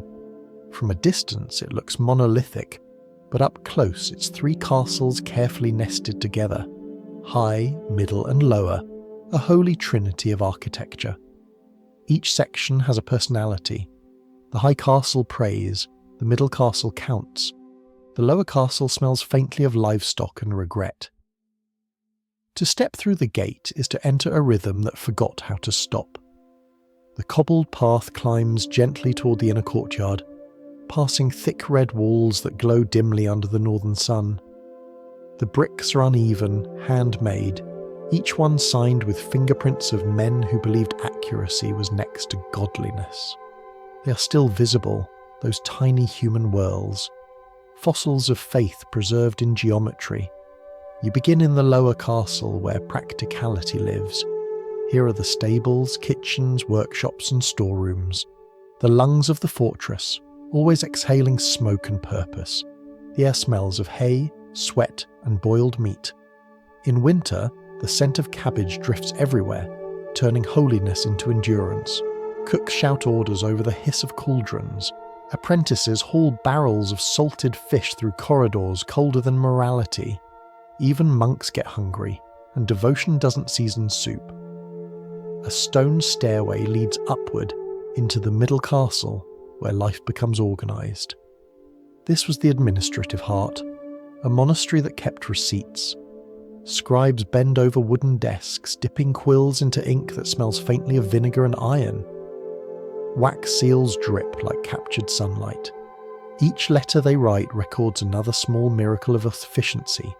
Shipments of grain, tax payments, records of who owes what to whom in God's preferred currency, silver. One chronicler joked that the order practiced poverty, chastity, and bookkeeping. It was meant as criticism. The monks framed it as a compliment. The corridors here are long and strangely narrow, designed to discipline walking. You can't move too quickly, can't drift off course. The walls guide you the way scripture guides thought, firm, repetitive, oddly comforting. At the end of each passage waits another door, another rule, another version of the same belief. Order equals virtue. Beyond the clerk's rooms lies the refectory, a hall vast enough to host a minor miracle. The ceiling arches like a frozen wave, painted in red and black stripes that seem to move when candlelight flickers. Long wooden tables stretch the length of the room, scarred by centuries of elbows and sermons. Every meal begins with a prayer and ends with the same. Silence is the main course, though the soup never stops boiling. The clatter of spoons is the only rebellion allowed. After eating, the brothers rise in unison and leave together, their footsteps echoing like disciplined rain. The high castle sits at the fortress's crown, both literally and spiritually. It houses the chapel, the dormitories, and the Grand Master's quarters, the closest thing the order has to royalty. Entering the chapel feels like stepping into a brick cathedral turned inside out. The floor is plain stone, the windows tall and narrow, letting in light that behaves like a visitor rather than a resident. The altar stands beneath a vaulted ceiling that seems to float. Here, prayer takes the form of echo. Every whispered word climbs upward, ricochets off the arches, and returns softened, as if heaven is thinking about it before answering. The Grand Master's chamber lies behind the chapel, modest in design but rich in suggestion. A small bed, a desk, and a window overlooking the river. Outside, the world moves. Merchants unloading boats, soldiers drilling in the yard, women selling bread at the gate.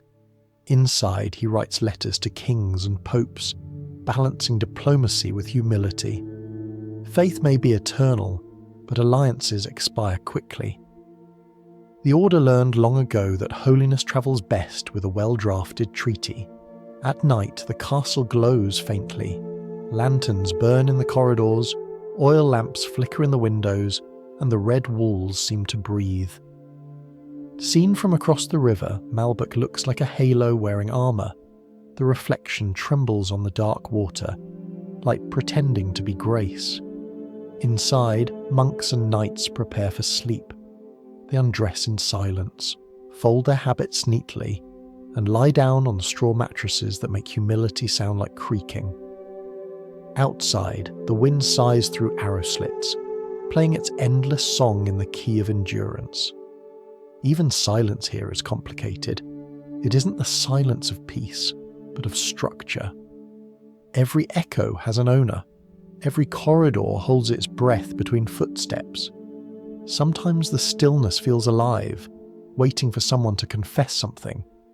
Visitors today still claim they can hear chants in the hall at dawn. Not ghosts, perhaps, but repetition echoing through centuries. Malbork remembers too clearly to stay quiet. The fortress functions as both home and sermon. Its architecture teaches, without speaking. The courtyard reminds you that order requires space. The chapel reminds you that faith requires distance. And the kitchens, forever steaming and loud, remind you that holiness and hunger share a border. Every room plays its part in the same argument, that discipline, multiplied by time, becomes beauty. The proof is all around you. Stone arches holding their breath for 700 years, bricks still clinging to each other through frost and fire. It's tempting to see Malbork as cold, but it isn't heartless. The warmth hides in its consistency. Like a monk's habit, plain but durable, the castle wears the weather rather than fights it. When snow falls, it softens the red walls into pale pink like dawn remembered. When rain comes, the gutters sing and the flagstones shine. The building participates in the seasons the way prayer participates in routine. Nothing resists, everything endures. Standing in the courtyard at dusk, you can feel the temperature of devotion. It's not fiery, it's steady, like a forge that never cools completely. The walls radiate stored faith, accumulated from every hand that ever built or prayed here. You exhale, and your breath joins centuries of others. For a moment, you can almost believe the fortress is breathing back. If we follow the thread a little further, it leads to the people who kept this red kingdom alive. The brothers who prayed, calculated, and managed holiness like an enterprise. Their order would soon expand beyond stone and river, becoming a small empire of ledgers and conscience. Faith alone couldn't keep a fortress standing. Someone had to count the beans, mend the boots, and remind God about the budget. The Teutonic Order managed all three. They were soldiers, monks, and accountants, in that order, but not always in that spirit. Their motto was prayer and work, which sounds noble until you realise both involved paperwork. Inside Malbork's walls, holiness operated on a timetable. The bell tower ruled everything: dawn prayers, midday inspections, evening reflection, and a very punctual dinner. It was faith by the hour. If the bell broke, the monks might have drifted dangerously close to freedom. Each brother belonged to a system where even silence was scheduled. Obedience was not just a virtue, it was the infrastructure. The Teutonic Knights had built something extraordinary, not an empire of conquest, but of organisation. They ruled over vast lands in the Baltic region, collecting taxes, managing trade routes, and settling disputes in the name of God and efficiency. They built ports, churches, hospitals, and sometimes an entire town, just to make ledger entries more convenient. Malbork became the headquarters of this divine bureaucracy, a combination monastery, government, and early multinational corporation. If heaven had a regional office, it probably looked like this. Every brother had his role. There were knights who fought and prayed, priests who prayed and counted, and lay brothers who mostly counted and occasionally prayed. The kitchens produced food for hundreds, their cauldrons steaming like mild volcanoes. Bread was baked daily, round, dense, humble. The smell of yeast clung to the hallways, a reminder that faith alone was not edible. Boiled turnips served as the official vegetable of discipline. Wine, however, flowed in quantities that would embarrass a vineyard. Poverty, chastity, obedience, one visitor noted, and a very good wine cellar. You could say they believed in liquid salvation. A typical day began in the chapel, with morning chants that echoed off the brick like whispered mathematics. The brothers sang not for pleasure, but for calibration. Harmony kept them synchronized, like gears turning in the same mechanism. After prayer came work, cleaning, copying, or auditing. The Teutonic Order was obsessed with documentation. Every grain of wheat, every borrowed horse, every confession worth noting was recorded in neat Latin script. They even measured virtue. Reports from the provinces listed not just taxes collected, but souls converted, a moral and economic inventory combined. You could almost hear the abacus clicking in heaven. To enforce order, the knights lived under strict rules. No laughing during meals, no idle talk in the dormitory, no unnecessary glances toward the kitchen staff, and certainly no private property, though private was a flexible concept when it came to imported spices or decorative candles. Still, the system worked. For nearly 2 centuries, this mix of devotion and micromanagement turned a corner of Europe into one of the most efficient states of its age. You could pray here, you could fight here, and if you behaved, you could retire to a vineyard owned by the order. Not everything was solemn. Festivals still appeared on the calendar because even piety requires holidays. On feast days, the knights dined together in the Great Hall, under banners embroidered with crosses. They toasted saints, drank wine, and told stories of crusades gone gloriously wrong. Someone always quoted scripture. Someone else always fell asleep mid-psalm. It was religion's most familiar paradox: seriousness interrupted by digestion. Malbork's influence spread far beyond its walls. Merchants from Dansk and Lübeck came to trade, carrying Baltic amber, furs and gossip. Pilgrims arrived seeking blessings and a peek at the world's largest brick building, an early example of spiritual tourism. Every visitor left impressed, slightly hungry and terrified of punctuality. The order's efficiency became legend. Neighbouring rulers both admired and feared it. Here was a brotherhood that turned faith into spreadsheets centuries before spreadsheets were invented. Their government was run by a council called the Chapter, a parliament of the pious. Each member wore armour polished to humility and carried a seal instead of a sword. Decisions required unanimous agreement. Democracy without enthusiasm. When policies failed, they prayed harder. When they succeeded, they wrote longer reports. Some historians later called it the world's first clerical technocracy. Others called it a monastery with ambition. Both were correct. Outside, peasants worked the land, owing labour and taxes to the brothers. Their fields stretched toward the grey horizon, dotted with windmills and small wooden crosses. To them the castle was both protector and creditor, a benevolent landlord who occasionally sent armoured collectors. In good years they sent grain and gratitude, in bad years only prayers. The Teutonic Order accepted both, though grain stored better. Inside the fortress the Grand Master sat at his table, surrounded by maps and ledgers. Each map glittered with coloured pins marking estates, fortresses and trade ports.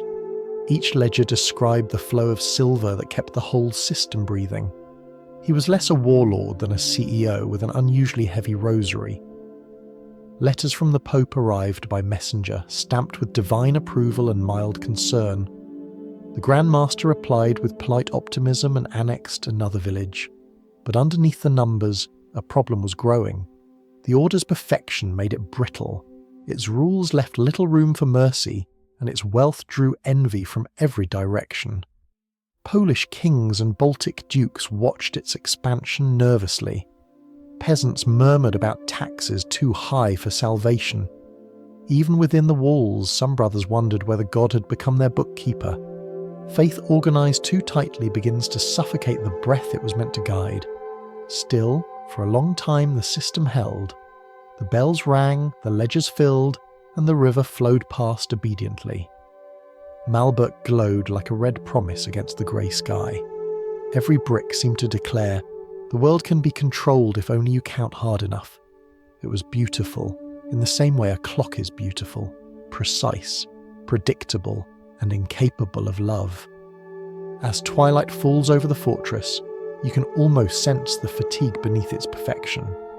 Somewhere in a cellar, a candle flickers beside an unfinished ledger. The ink has frozen in the bottle. Tomorrow another monk will thaw it over the fire, and the Empire of Order will begin its calculations again.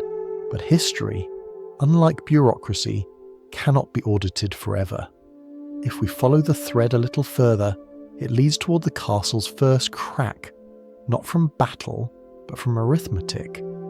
The fall will come not with fire or sword, but with a balance sheet written in silver.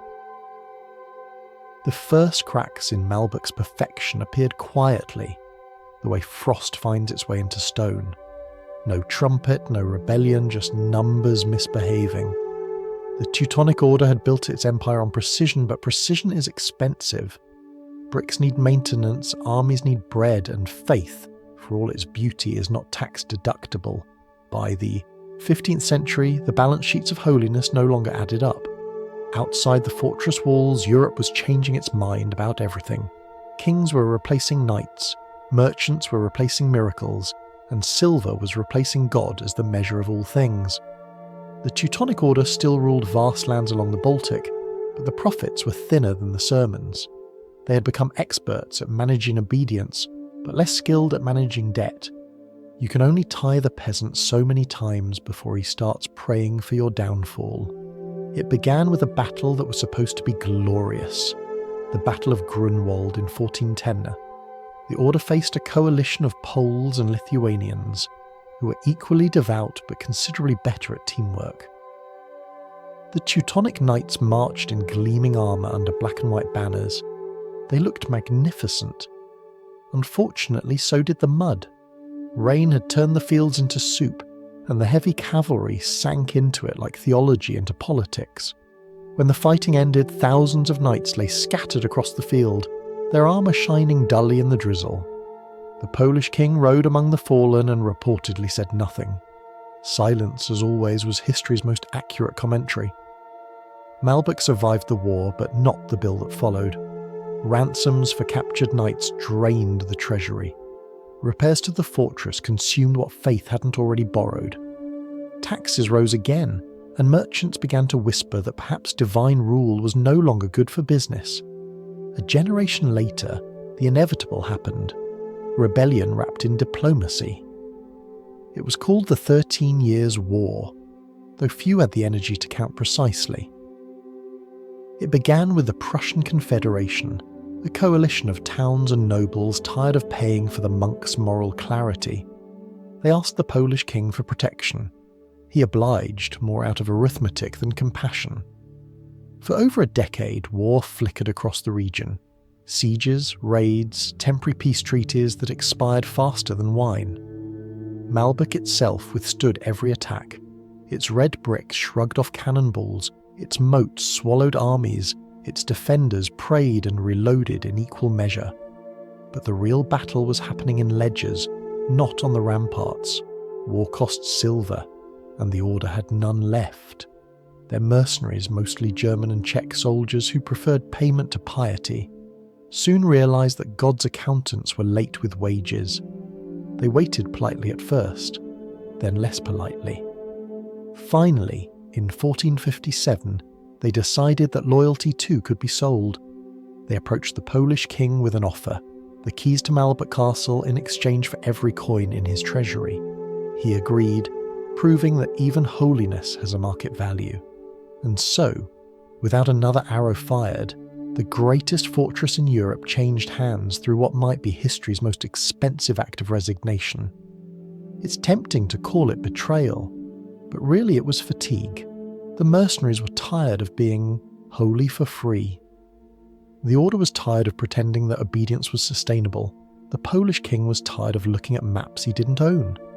Everyone wanted rest, and the simplest way to rest is to sell the problem. Empires collapse not because of rebellion, but because the math gets sad. When the Polish army entered Malbork, they found the castle immaculate.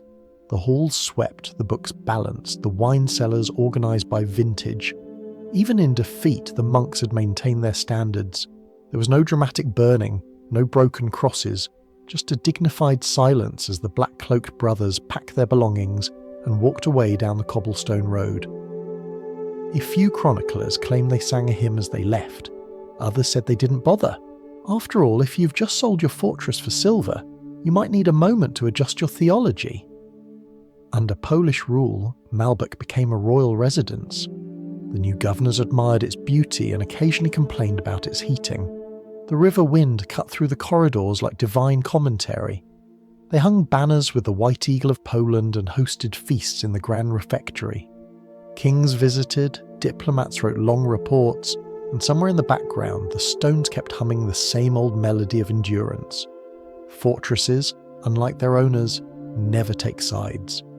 The Teutonic Order moved on, shrinking gradually into memory. Its power faded, but its habits survived. Filing systems, supply chains, the quiet conviction that the world can be improved with lists. Modern offices owe more to Malbork than to Rome. The medieval fortress had become a prototype for organised thought. Faith quantified, emotion audited, and failure recorded neatly in triplicate. Centuries later, when historians tried to describe the fall, they argued about who was to blame. Was it the greed of mercenaries, the arrogance of the knights, or the inevitable exhaustion of perfection? One chronicler summed it up best. They mistook order for salvation. It's hard to disagree. The fortress didn't fall because it was weak. It fell because it refused to change. When the world began measuring power in coins instead of prayers, Malbork's system of holiness per square brick became obsolete. Still, there's something quietly noble about the way it ended. No grand tragedy, no burning tower, just a transfer of ownership signed in ink and irony. The Polish king gained a castle, the knights gained an anecdote.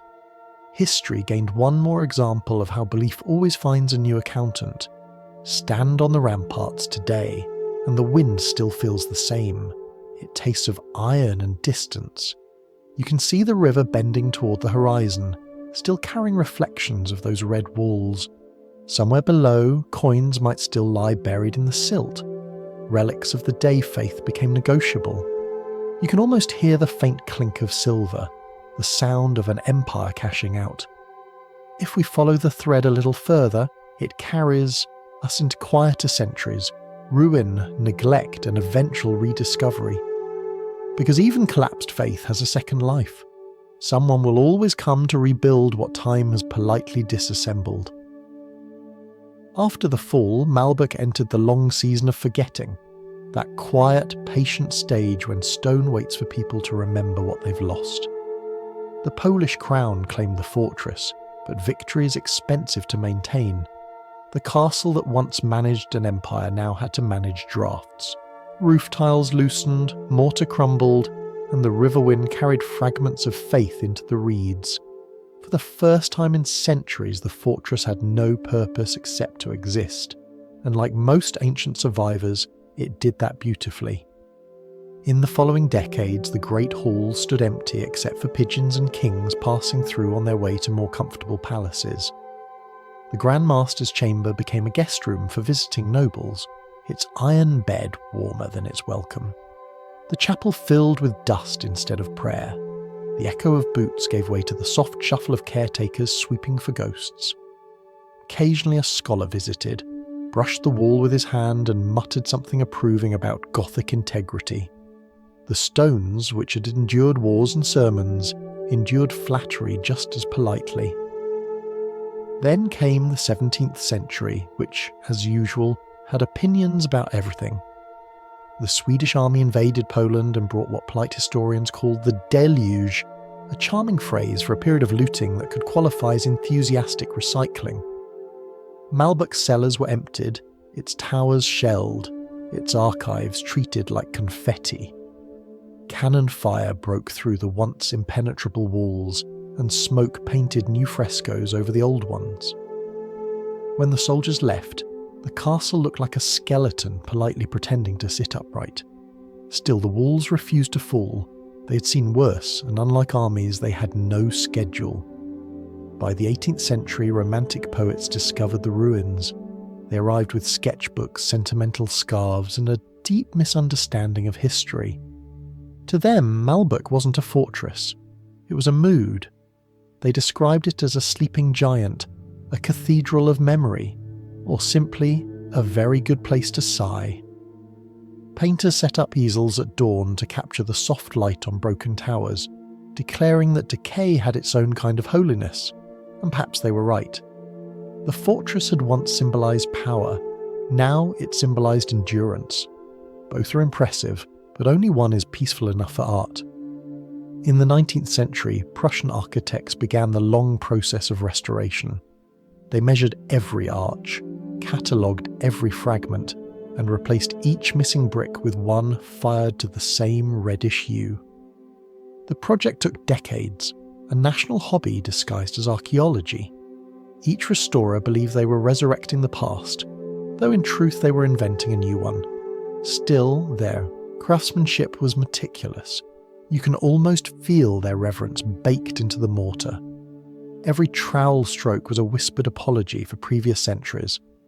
When the work was done, Malbork once again rose like a sermon, taller and cleaner than ever. Visitors marvelled at its symmetry, unaware that parts of it were only a century old. But the point was not authenticity, it was continuity. To rebuild something is to argue that time can be negotiated with, and humans, being endlessly polite toward hope, will always take that argument. The 20th century, as usual, declined to be polite. World War II arrived with its usual manners: fire, smoke, and irony. The castle, despite its history of resilience, became a casualty of modern weapons. bombs tore through the restored towers, leaving gaping wounds where faith had once stood. The great halls collapsed in clouds of dust. The chapel ceiling fell like a curtain, closing on the longest play ever performed. For months afterward, the ruins smouldered in silence, their red bricks blackened to ash. Photographs from the time show walls standing half tall, surrounded by rubble that looks less like destruction and more like exhaustion. After the war, Poland found itself rebuilding everything: cities, borders, identities. Malbork became part of that national resurrection. Architects and masons returned once again, armed with scaffolding, blueprints, and stubborn affection. They sifted through debris, salvaging fragments like archaeologists of patience. Each recovered stone was cleaned, numbered, and placed back where it belonged, or at least where it might belong. The work continued for decades, carried out by hands that never expected recognition. Children grew up watching cranes move like slow prayers above the ruins. One worker later said, "We built what was left, and left what was gone." It might be the most accurate summary of history ever written. When the last scaffolding came down, Malbork looked both ancient and new. Tourists began to arrive, wandering through courtyards that smelled faintly of dust and pride. Guides told stories of crusaders, kings, and accountants with divine ambitions. Children ran their hands along the brick walls, not realizing they were touching centuries of reconstruction. And somewhere in the cool air above the river, the echo of a hammer still lingers, a soft metallic heartbeat that refuses to stop. Today, the castle stands not as a monument to power, but to endurance. Its towers rise quietly over the town, their reflections trembling in the Nogat River. The chapel windows glow at sunset the colour of rusted gold. Inside, the air feels ancient but kind. The sound of footsteps blends with whispers from tour groups, a modern kind of pilgrimage that trades faith for curiosity. You can almost imagine the walls smiling. They have seen monks, kings, soldiers, and now school children with plastic cameras. History, it seems, forgives everyone eventually. If you listen closely at dusk, the fortress still speaks. The wind slides through arrow slits, repeating an old hymn no one remembers the words to. The bricks, warm from the day's sun, release that warmth slowly, as though exhaling centuries. You might think the place is empty, but you'd be wrong. It's full of memory, carefully stacked. Every repair, every scar, every tourist sigh adds another layer to its quiet theology. Faith became stone, stone became ruin, ruin became memory. And now, memory guards the silence. As twilight settles, the last visitors drift away, and the gates close with a sound older than language. The courtyard falls still. Somewhere, a guide locks the door and hums the end of an old marching song. The river flows by, carrying the reflection of red walls into darkness. Malbork doesn't pray anymore, but it remembers how. Now it guards only silence and the occasional school tour. If we follow the story further, we'll cross the sea again, leaving Europe's cold bricks for the rough cabins of another frontier, where survival replaced faith and the wind carried different prayers entirely. When the age of castles faded, humanity packed its belongings and tried again. This time, the building material was not brick, but hope. The destination was the West, that shimmering word that sounded less like a direction and more like a promise.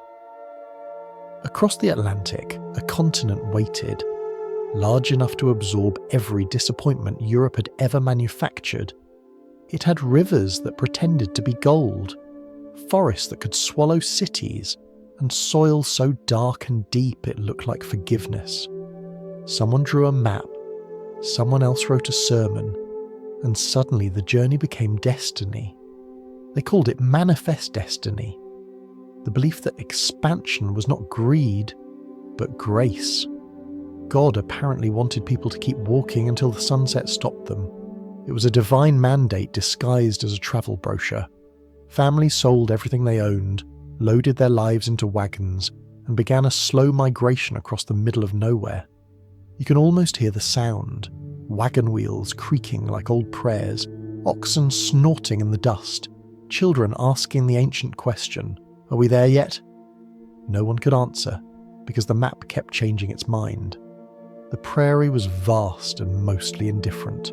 Grass taller than men bent under the wind like an ocean made of exhaustion.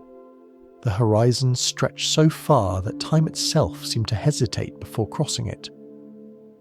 At night, the sky was an overwhelming cathedral of stars, too many to count, too bright to ignore.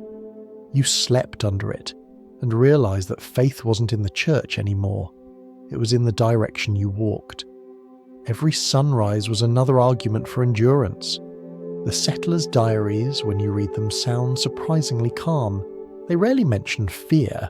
Instead, they talk about weather, wagon repairs, and recipes for surviving monotony. Rained all day. Henry lost a wheel. We baked cornbread. Whole lives condensed into sentences that could fit on a gravestone. But between the lines, you can feel something larger, the quiet conviction that motion itself was holy. To keep going was to believe. To stop was to vanish. Land was free, at least in theory. The government promised acres to anyone willing to claim them, cultivate them, and politely ignore the people already living there. It was the first miracle of modern civilization. Free land, minus the instructions. Surveyors divided the wilderness into neat squares on paper, as if order could protect them from weather. When newcomers arrived, they discovered that nature didn't recognize the lines. The soil was generous, but the storms were ambitious. Every crop was a prayer with a seasonal deadline. Religion followed them, packed carefully between the barrels and quilts. Preachers rode from town to town, offering salvation on horseback. Camp meetings sprang up along the trails, circles of wagons lit by lanterns, hymns echoing against the night.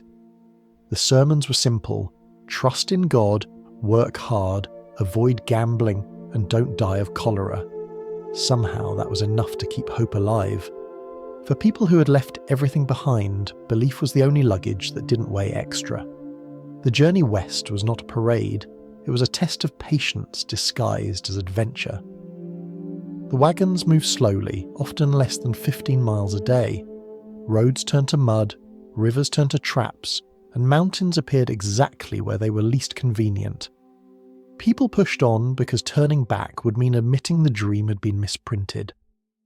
When oxen collapsed, they were eaten with gratitude. When neighbours fell ill, they were buried by the trail, the graves marked with stones and improvised psalms. It was a hard kind of holiness. No cathedrals, no priests, just the endless rhythm of step, breath, repeat. What makes the story remarkable is not its triumphs, but its endurance. The West was not conquered. It was endured into submission. Each mile demanded faith, not in miracles, but in one's own ability to keep existing. People built campfires out of twigs and certainty. They talked about reaching Oregon or California as if these were synonyms for heaven. The map said nothing about loneliness, or how the nights could swallow a person's courage whole, but then maps rarely mention silence. There's a particular diary entry from 1852. A woman named Margaret wrote, "The horizon never gets closer, it only grows new clouds. You can feel the fatigue and wonder sharing a tent." Another man wrote, "We saw no people for 4 days. I think the Lord must be resting here." That was faith in its purest form, the ability to look at emptiness and assume it had purpose. By the time they reached the plains, the wagons were less parade and more procession. Children were born along the trail, baptized in river water that might not have been clean but was at least available. Husbands died of fever, wives learned to drive the wagons. Communities formed out of necessity, not design. Strangers bound by mutual hunger and the occasional miracle of rain. In the evenings, when the fires burned low, someone might hum a hymn from the old country. Others joined in, out of memory more than conviction. The sound carried across the prairie, soft and steady. Civilization rehearsing itself in the dark. In hindsight, Manifest Destiny was both a vision and a hallucination. It promised freedom but delivered fatigue. It built towns and buried families. It turned wilderness into property and property into nostalgia. Still, there's something deeply human in it. The refusal to accept boundaries drawn by someone else's map.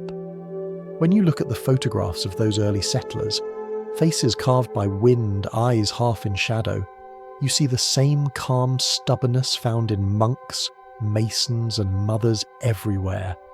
They were building a world from scratch, armed only with hunger and hope.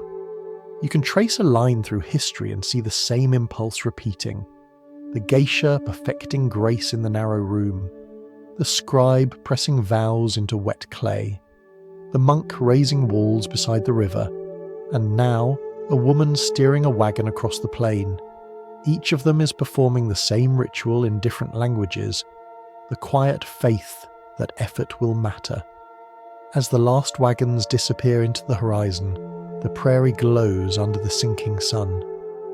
The grass ripples like a slow sea, gold turning to shadow.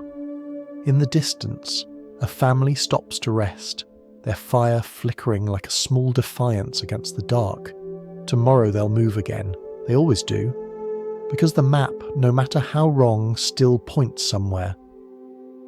If we follow the thread a little further, it leads into the heart of that somewhere, where people stopped moving, began building, and turned survival into a kind of prayer made of timber and smoke. The wagons stopped eventually, though no one could agree exactly why that particular patch of grass felt more promising than the one before it. Maybe the wheels finally gave up. Maybe the children refused to keep walking. Maybe someone just looked at the horizon and decided it was time to turn the idea of home into something visible. Whatever the reason, the westward dream ran out of road and became a hammer sound. The first thing you notice about the frontier is how much it depends on wood. Every hope begins with an axe. Men swung it from dawn until their hands bled, cutting pines into futures. The rhythm of chopping replaced the rhythm of prayer. Each thud echoed against the trees like a declaration. Here, this will do. Faith now came in planks. A log cabin, despite its simplicity, was a small miracle of cooperation between desperation and physics. You started with 4 trees, not too young, not too old. The pioneer's version of matchmaking. They were felled, stripped, and rolled toward each other until they met at corners like reluctant friends. Then came the notching, each end carved so the next would fit snugly one upon another until the structure resembled both a wall and an apology. Gaps were filled with mud mixed with straw, the cheapest insulation known to humanity. In winter it froze solid, in summer it cracked politely. But it kept out the wind mostly. The first roof was never perfect. Rain found the seams and dropped casually onto everything valuable. You learned to keep your Bible, if you had one, on the driest shelf. When it rained hard, you sat quietly and pretended it was applause for trying. The smell inside the cabin was always the same: smoke, damp wool, and effort. You could tell the age of a household by how well that mixture blended. Too much smoke meant inexperience. Too much damp meant resignation. A perfect balance meant survival. Women worked beside men, often more quietly but never less fiercely. They mixed mortar from river clay, patched leaks, and kept fires burning while babies slept in boxes padded with sawdust. That sound, a child breathing softly near a hearth, was the entire frontier condensed into one fragile rhythm. You might think of it as the lullaby version of civilization. Food came next. A fireplace doubled as a stove, a furnace, and occasionally a dryer for laundry that had lost the will to live. Cornbread, beans, and salted pork were common. Spices were rare enough to count as currency. Coffee, when it appeared, was boiled until the pot surrendered. After dinner, people sat by the fire watching sparks rise through the gaps in the roof. It was the same ritual performed for thousands of years in caves, temples, castles. Only the vocabulary of smoke had changed. Neighbours appeared slowly, like punctuation. A trail of smoke on the horizon meant another family had survived the first winter. Someone would ride over, bringing pie or news, or simply the reassurance that loneliness wasn't the only religion left. Cabins grew into clusters, clusters into settlements, and soon enough, civilization had returned, wearing flannel this time. The act of building was more than necessity. It was therapy with a saw. Every nail hammered into place said, "We exist." Walls were protection, but they were also declaration. A roof wasn't just shelter, it was punctuation at the end of a long sentence of wandering. And when the first snow came, the settlers discovered that even isolation could be comforting if it had corners. There's a story about a family in Kansas who built their first home entirely from sod, stacked squares of earth and grass cut from the prairie. It looked like something the ground had reluctantly agreed to loan them. When rain came, worms sometimes wriggled through the walls. The mother called it God's reminder that we are guests. She was not wrong. Everything on the frontier was borrowed. Time, weather, courage, all due back eventually. Even tools were shared. Axes, saws and hammers passed from hand to hand, each carrying the fingerprints of 10 other attempts at survival. Borrowing was an unspoken commandment. You returned everything better than you received it, or you didn't return at all. Generosity wasn't charity, it was insurance. If your barn burned, someone else's spare lumber became your salvation. The West was built on wood and borrowed time. Children grew up among nails and smoke.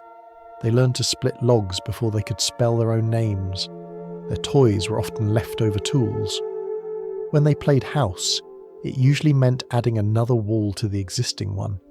They learned early that comfort was something you built, not something you found. In letters home, settlers described their cabins with pride that bordered on poetry. "My house stands, though crooked," one man wrote, "and the roof leaks only in one corner now." That line might be the anthem of the entire frontier. Progress was measured not by perfection, but by reduced inconvenience. Every improvement, no matter how small, felt like divine approval. A patch that held through a storm was worth a hymn. Evenings on the prairie were quieter than churches. The sun fell fast, shadows lengthened, and the world folded itself into darkness. Fires crackled. Someone played a fiddle tuned to the key of survival. Neighbours might visit, bringing laughter, stories, or gossip disguised as prayer requests. Someone always told a joke about the government or the weather, which were usually indistinguishable. Then the laughter would fade, replaced by the steady breath of people too tired to pretend. When snow arrived, it came not as surprise but as punctuation, the world's annual reminder that nothing is permanent.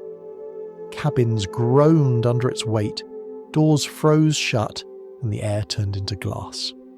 Inside, the fire glowed like a small sun. Families huddled close, listening to the wind scrape against the logs. The sound was frightening, but it also confirmed that the wall still held. Faith at that point had no hymns left, just warmth. The first settlers might not have called their work sacred, but it was. Each nail, each cut of wood, each smoky breath was part of a liturgy older than any church. To build shelter is to tell the universe you plan to stay. To keep it standing through a storm is to remind yourself that you belong. Even the ashes in the hearth were holy, remnants of every small victory against weather, hunger, and gravity. By spring, the snow melted, leaving behind mud, sprouts, and optimism. Cabins dried in the sun, smoke thinned, and life resumed its slow, hopeful rhythm. Out here, civilization was measured in logs, laughter, and how many times a door could be fixed before it gave up. Faith no longer lived in books or cathedrals. It lived in calloused hands and roofs that didn't collapse. If we follow the thread a little further, it carries us toward the gatherings that made this endurance bearable. The songs, meals, and makeshift sermons that turned a cluster of lonely cabins into something that almost felt like a world. Once the walls stood and the fires burned reliably, another hunger appeared. The kind that food can't solve. It was the hunger for company, for pattern, for something to make the days mean more than their chores. On the frontier, faith returned not through cathedrals, but through gatherings, small and temporary as weather. You might think of it as a religion of tables. There were no choirs, no organs, no stained glass. There was just a wooden bench, a pot of beans, and the willingness to sit close enough for warmth. Meals became the new altars. Families prayed over bread that had risen against the odds and shared coffee brewed thick enough to dissolve sin. Someone always said grace, though no one ever agreed who should. Words were short. Thank you for food, roof, and not dying yet. It covered everything essential. These dinners often stretched long into the night, turning from nourishment into communion. Stories replaced scripture. Laughter carried further than hymns, and between the plates and the pauses something holy hovered. The kind of holiness that doesn't need a name. They had learned that faith is most believable when it smells like stew. Still, there were preachers, the travelling kind. They came on horseback, cloaks flapping like wings of persistence. Circuit riders, they were called, part priest, part wanderer, part weather forecast. They carried only a Bible, a flask, and enough optimism to cross 5 counties without complaint. Every few weeks they appeared at a settlement, dusty and smiling, announcing revival like it was good gossip. Someone would clear a barn, sweep the floor, and hang a lantern. That was church. At these meetings, the sermon was not so much preached as shouted into the wind. Men stood at the back with folded arms, women nodded politely, children stared at the horse outside. The preacher told stories about sin and salvation, his voice rising and falling like the prairie wind itself. He didn't speak Latin or theology, he spoke survival. He promised heaven, but also mentioned that it helped to plant early and mend fences often. Salvation, he implied, was practical. You could call it grace with a maintenance schedule. Music followed, sometimes led by a woman with a voice that could silence weather. Hymns were sung from memory, their words worn smooth from repetition. "Shall we gather at the river?" they sang, even when the nearest river was 2 days away.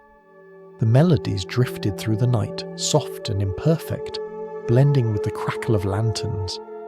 In those moments, the prairie didn't feel empty. It felt inhabited by something invisible but attentive.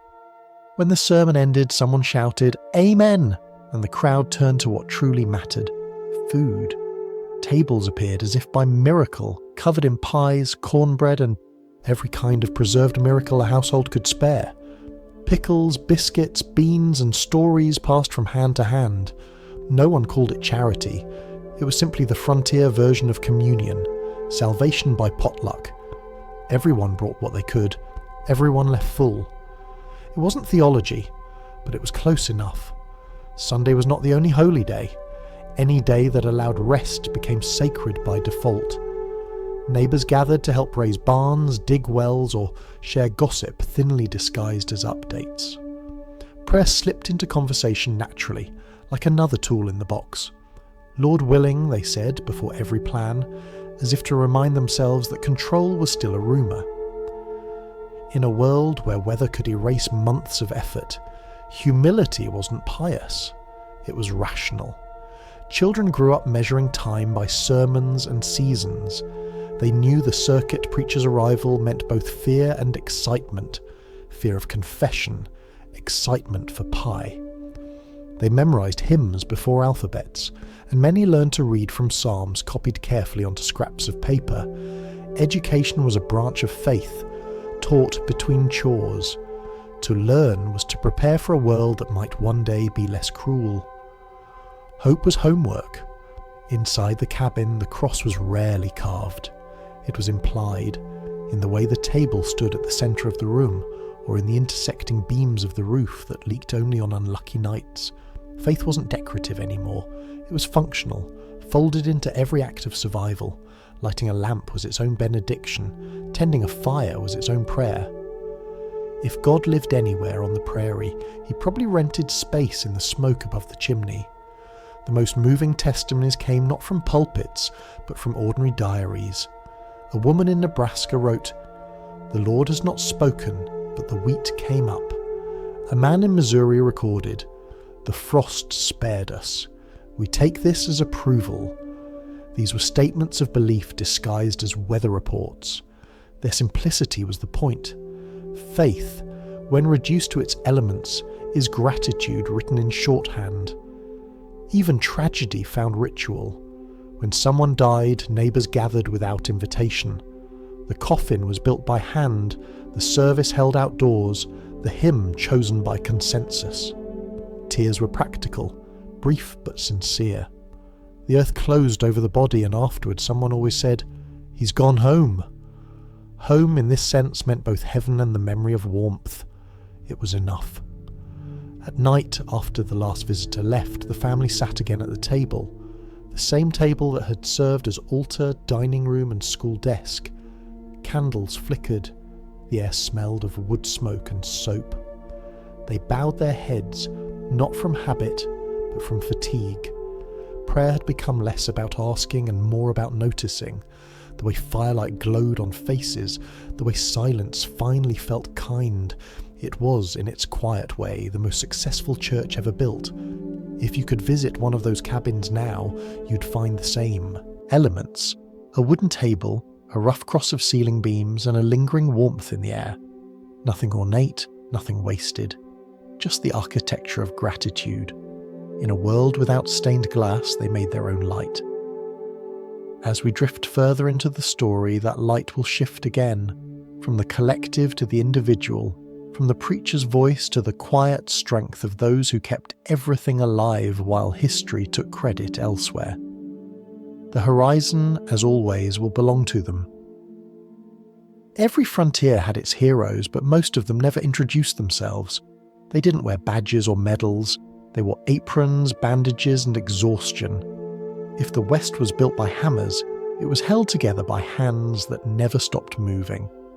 The women of the frontier rarely appear in history's portraits, but they are visible in everything those portraits contain: the bread, the stitching, the wools that didn't fall. The workday began before light admitted it existed. There was water to haul, dough to knead, and children to wake gently enough to prevent rebellion. Clothes had to be washed in rivers that froze out of spite. If you wanted warm water, you boiled it yourself, which meant cutting wood, which meant splitting logs before breakfast. And still, somehow, you made time to brush your hair.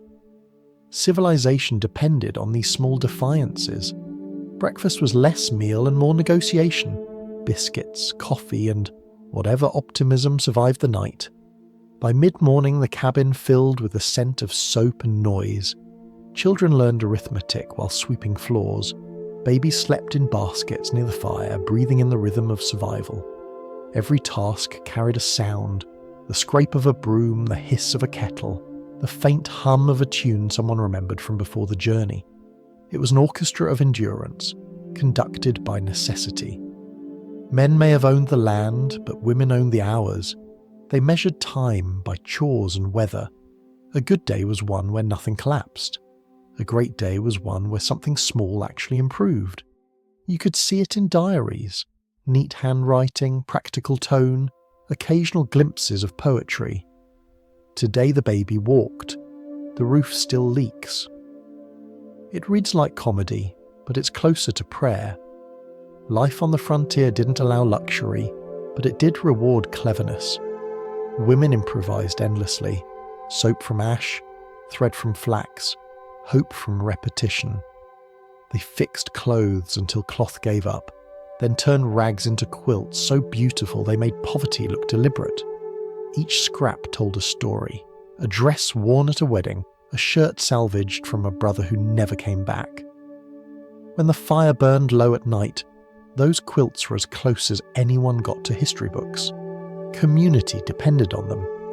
When illness came, it was usually a woman who became the doctor. When tempers flared, she was the diplomat. When new families arrived, she was the welcoming committee, the school teacher, and the neighbourhood census taker. Men might build towns, but women made them worth living in. They were the translators between chaos and order. The same role geishas once played in salons, the same grace in different clothing. Some of them wrote letters home, long ones that crossed oceans slower than regret. One woman wrote to her sister in 1849, "The land is wide and hard, but when the wind stops it is beautiful enough to forgive." Another described the sound of wolves outside her cabin and added, "They sing better than the choir we left behind." That line deserves to be engraved somewhere permanent. It captures the entire frontier mood, weary wonder and humour stubborn enough to survive famine. Faith for these women wasn't ceremonial, it was practical. A verse remembered while kneading bread, a hymn hummed while pulling water from a frozen well. They didn't need preachers to explain grace. They saw it every time the cow didn't die. Salvation arrived in increments: a dry week, a mended roof, a fever that broke by dawn. God for them was less judge and more neighbour, quiet, watchful, and occasionally late. Children learned early that their mothers were the real miracle workers. They could turn flour and lard into comfort, gossip into wisdom, and despair into bedtime stories. They told tales of distant cities as if remembering a dream. Sometimes they invented gentler versions of the truth so the children could sleep. That too was a form of courage, editing reality into kindness. There was humour, of course. You can't live surrounded by dirt, livestock and relatives without it. A frontier woman once wrote, "We have 6 children, 2 cows and 1 husband. The cows are the most useful." Another reported that her husband's idea of romance was fixing the roof before the next rain, Lord willing. Even the complaints sound affectionate, as if sarcasm itself were a survival skill. Winter tested everything, but especially them. Men could go hunt, chop wood, or visit neighbouring farms. Women stayed behind, managing fires, children, and sanity. The cold pressed against the walls, the wind howled like unpaid debt, and still they worked. Sewing by candlelight, boiling soup that smelled like determination. One woman recorded in her journal, "I have not spoken aloud all day. The silence feels married to me." It's the kind of sentence that turns loneliness into literature. In spring they planted again because the world demanded repetition. They built gardens near the cabin, small plots fenced with optimism. Cabbage, beans, corn, humble crops, but they grew faithfully, like prayers that never asked for more than survival. The women knelt in the dirt, sleeves rolled, hair tied back, hands steady. Each seed dropped into soil was a kind of declaration. We are still here. In the evenings, when the light softened, they stood and looked toward the horizon, measuring how far they'd come by how much sky was left. What holds all their stories together is grace. Not the polite kind, but the version forged by necessity.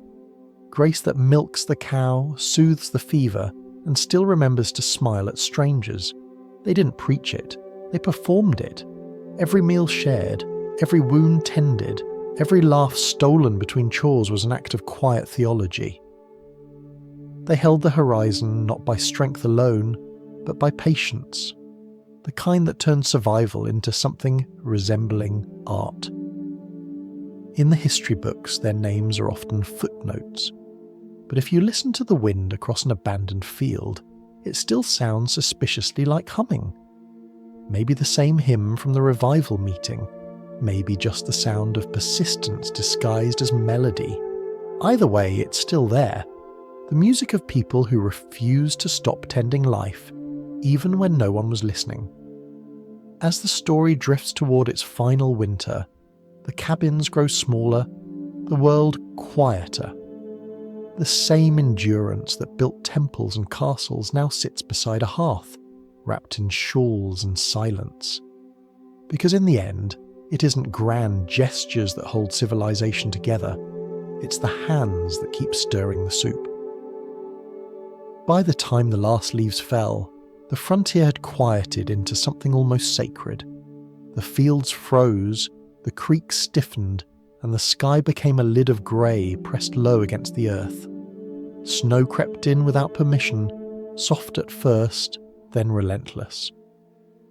Cabins disappeared beneath white drifts until only chimneys remained. Small black punctuation marks in a sentence the world had stopped reading. Inside one of those cabins, the fire was everything. It was clock, companion, and confession booth. The sound of burning wood filled the space the way bells once filled cathedrals. You could tell the hour by the crackle, the temperature by the hiss. In the absence of neighbours and noise, fire became the only reliable conversation.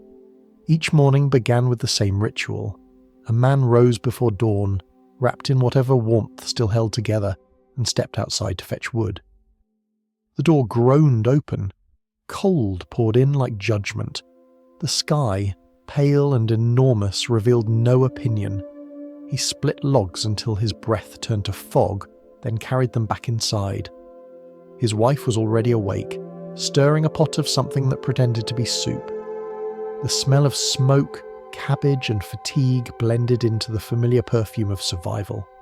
They didn't speak much. After months together in one room, words had lost their novelty, but silence between them was never empty.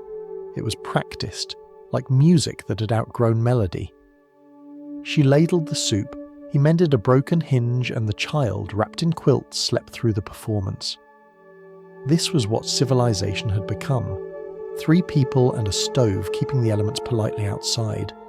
From the window, the world looked erased. No birds, no tracks, no motion except snow falling in slow disagreement with gravity. The wind howled across the plains, gathering nothing, scattering everything. It sounded almost human, as if the land itself were remembering voices it once hosted. When night came, the stars returned, sharp, cold, and too far away to matter. In that kind of isolation, faith changes shape.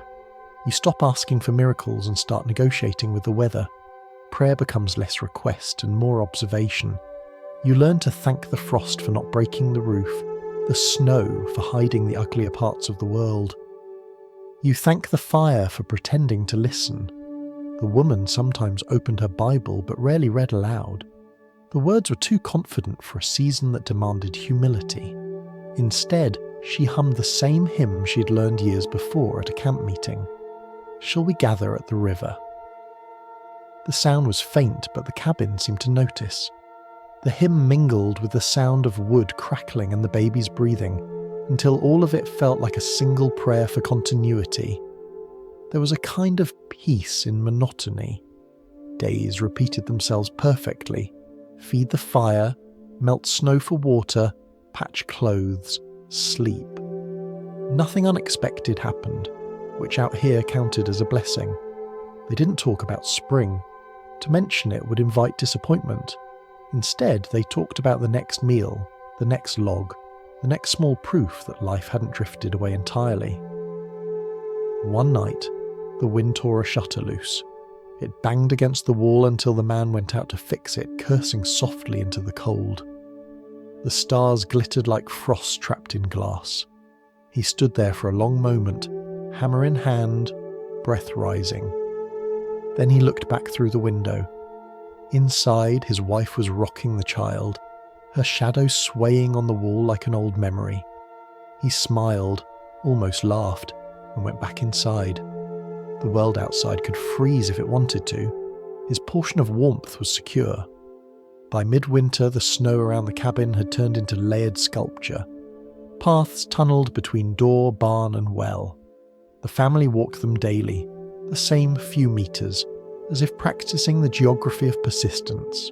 Each step left a hollow thump, a quiet declaration that someone was still counting the days. The rhythm was hypnotic. Step, breath, silence. Even the wind seemed to slow down to listen. Some nights the sky cleared, and moonlight covered everything in silver. The landscape looked like a frozen ocean, waves arrested mid-motion. The couple sat by the window, watching the light move across the snow. Neither spoke. There was nothing to explain. The beauty of emptiness does not require commentary. If you listen closely, you can hear how history folds back on itself in this moment. The fire echoes the lanterns of Kyoto. The snow outside mirrors the white makeup of the geisha, fragile but deliberate. The silence between husband and wife recalls the stillness of monks in stone halls. The cracked Bible on the table holds the same faith once written in clay and brick. The pattern repeats: love, duty, endurance, just smaller now, distilled into a single household enduring the cold. At some point, the baby stirs, coughs once, and falls silent again. The mother leans back, eyes half closed, and watches the fire shrink to embers. The father stacks the last log, then sits beside her. Their hands meet on the table, rough and warm. Outside, the wind loses interest and moves on. Inside, the cabin breathes, creaking, settling, waiting. They will survive this winter as others did before them, not through heroism, but through rhythm. Each act, feeding the fire, mending the quilt, whispering to the dark, is a continuation of something ancient. It's the same language spoken in every age by those who refuse to disappear. Civilization, it turns out, is not a place but a practice, and endurance, when performed quietly enough, becomes art. When spring finally comes, it won't be with trumpets or revelation. The snow will melt into mud, the fields will sigh, and the first birds will return, sounding like surprise. The woman will open the door, feel the warm air, and laugh once, softly. Her husband will step outside, stretch, and stare at the horizon that never stopped waiting. The baby will take its first steps across a floor that still creaks in gratitude. The cabin will survive another year, another memory, another layer of dust added to the slow architecture of time. And you, listening now, will understand what they did, that you won't be remembered for noise, but for how you endured beautifully, for the quiet courage of small repeated acts that made the world inhabitable again, for building warmth out of nothing but cold and intention, for surviving long enough to leave a trace that no wind can erase, because the world never truly ends. It just rests beneath snow until someone lights another fire,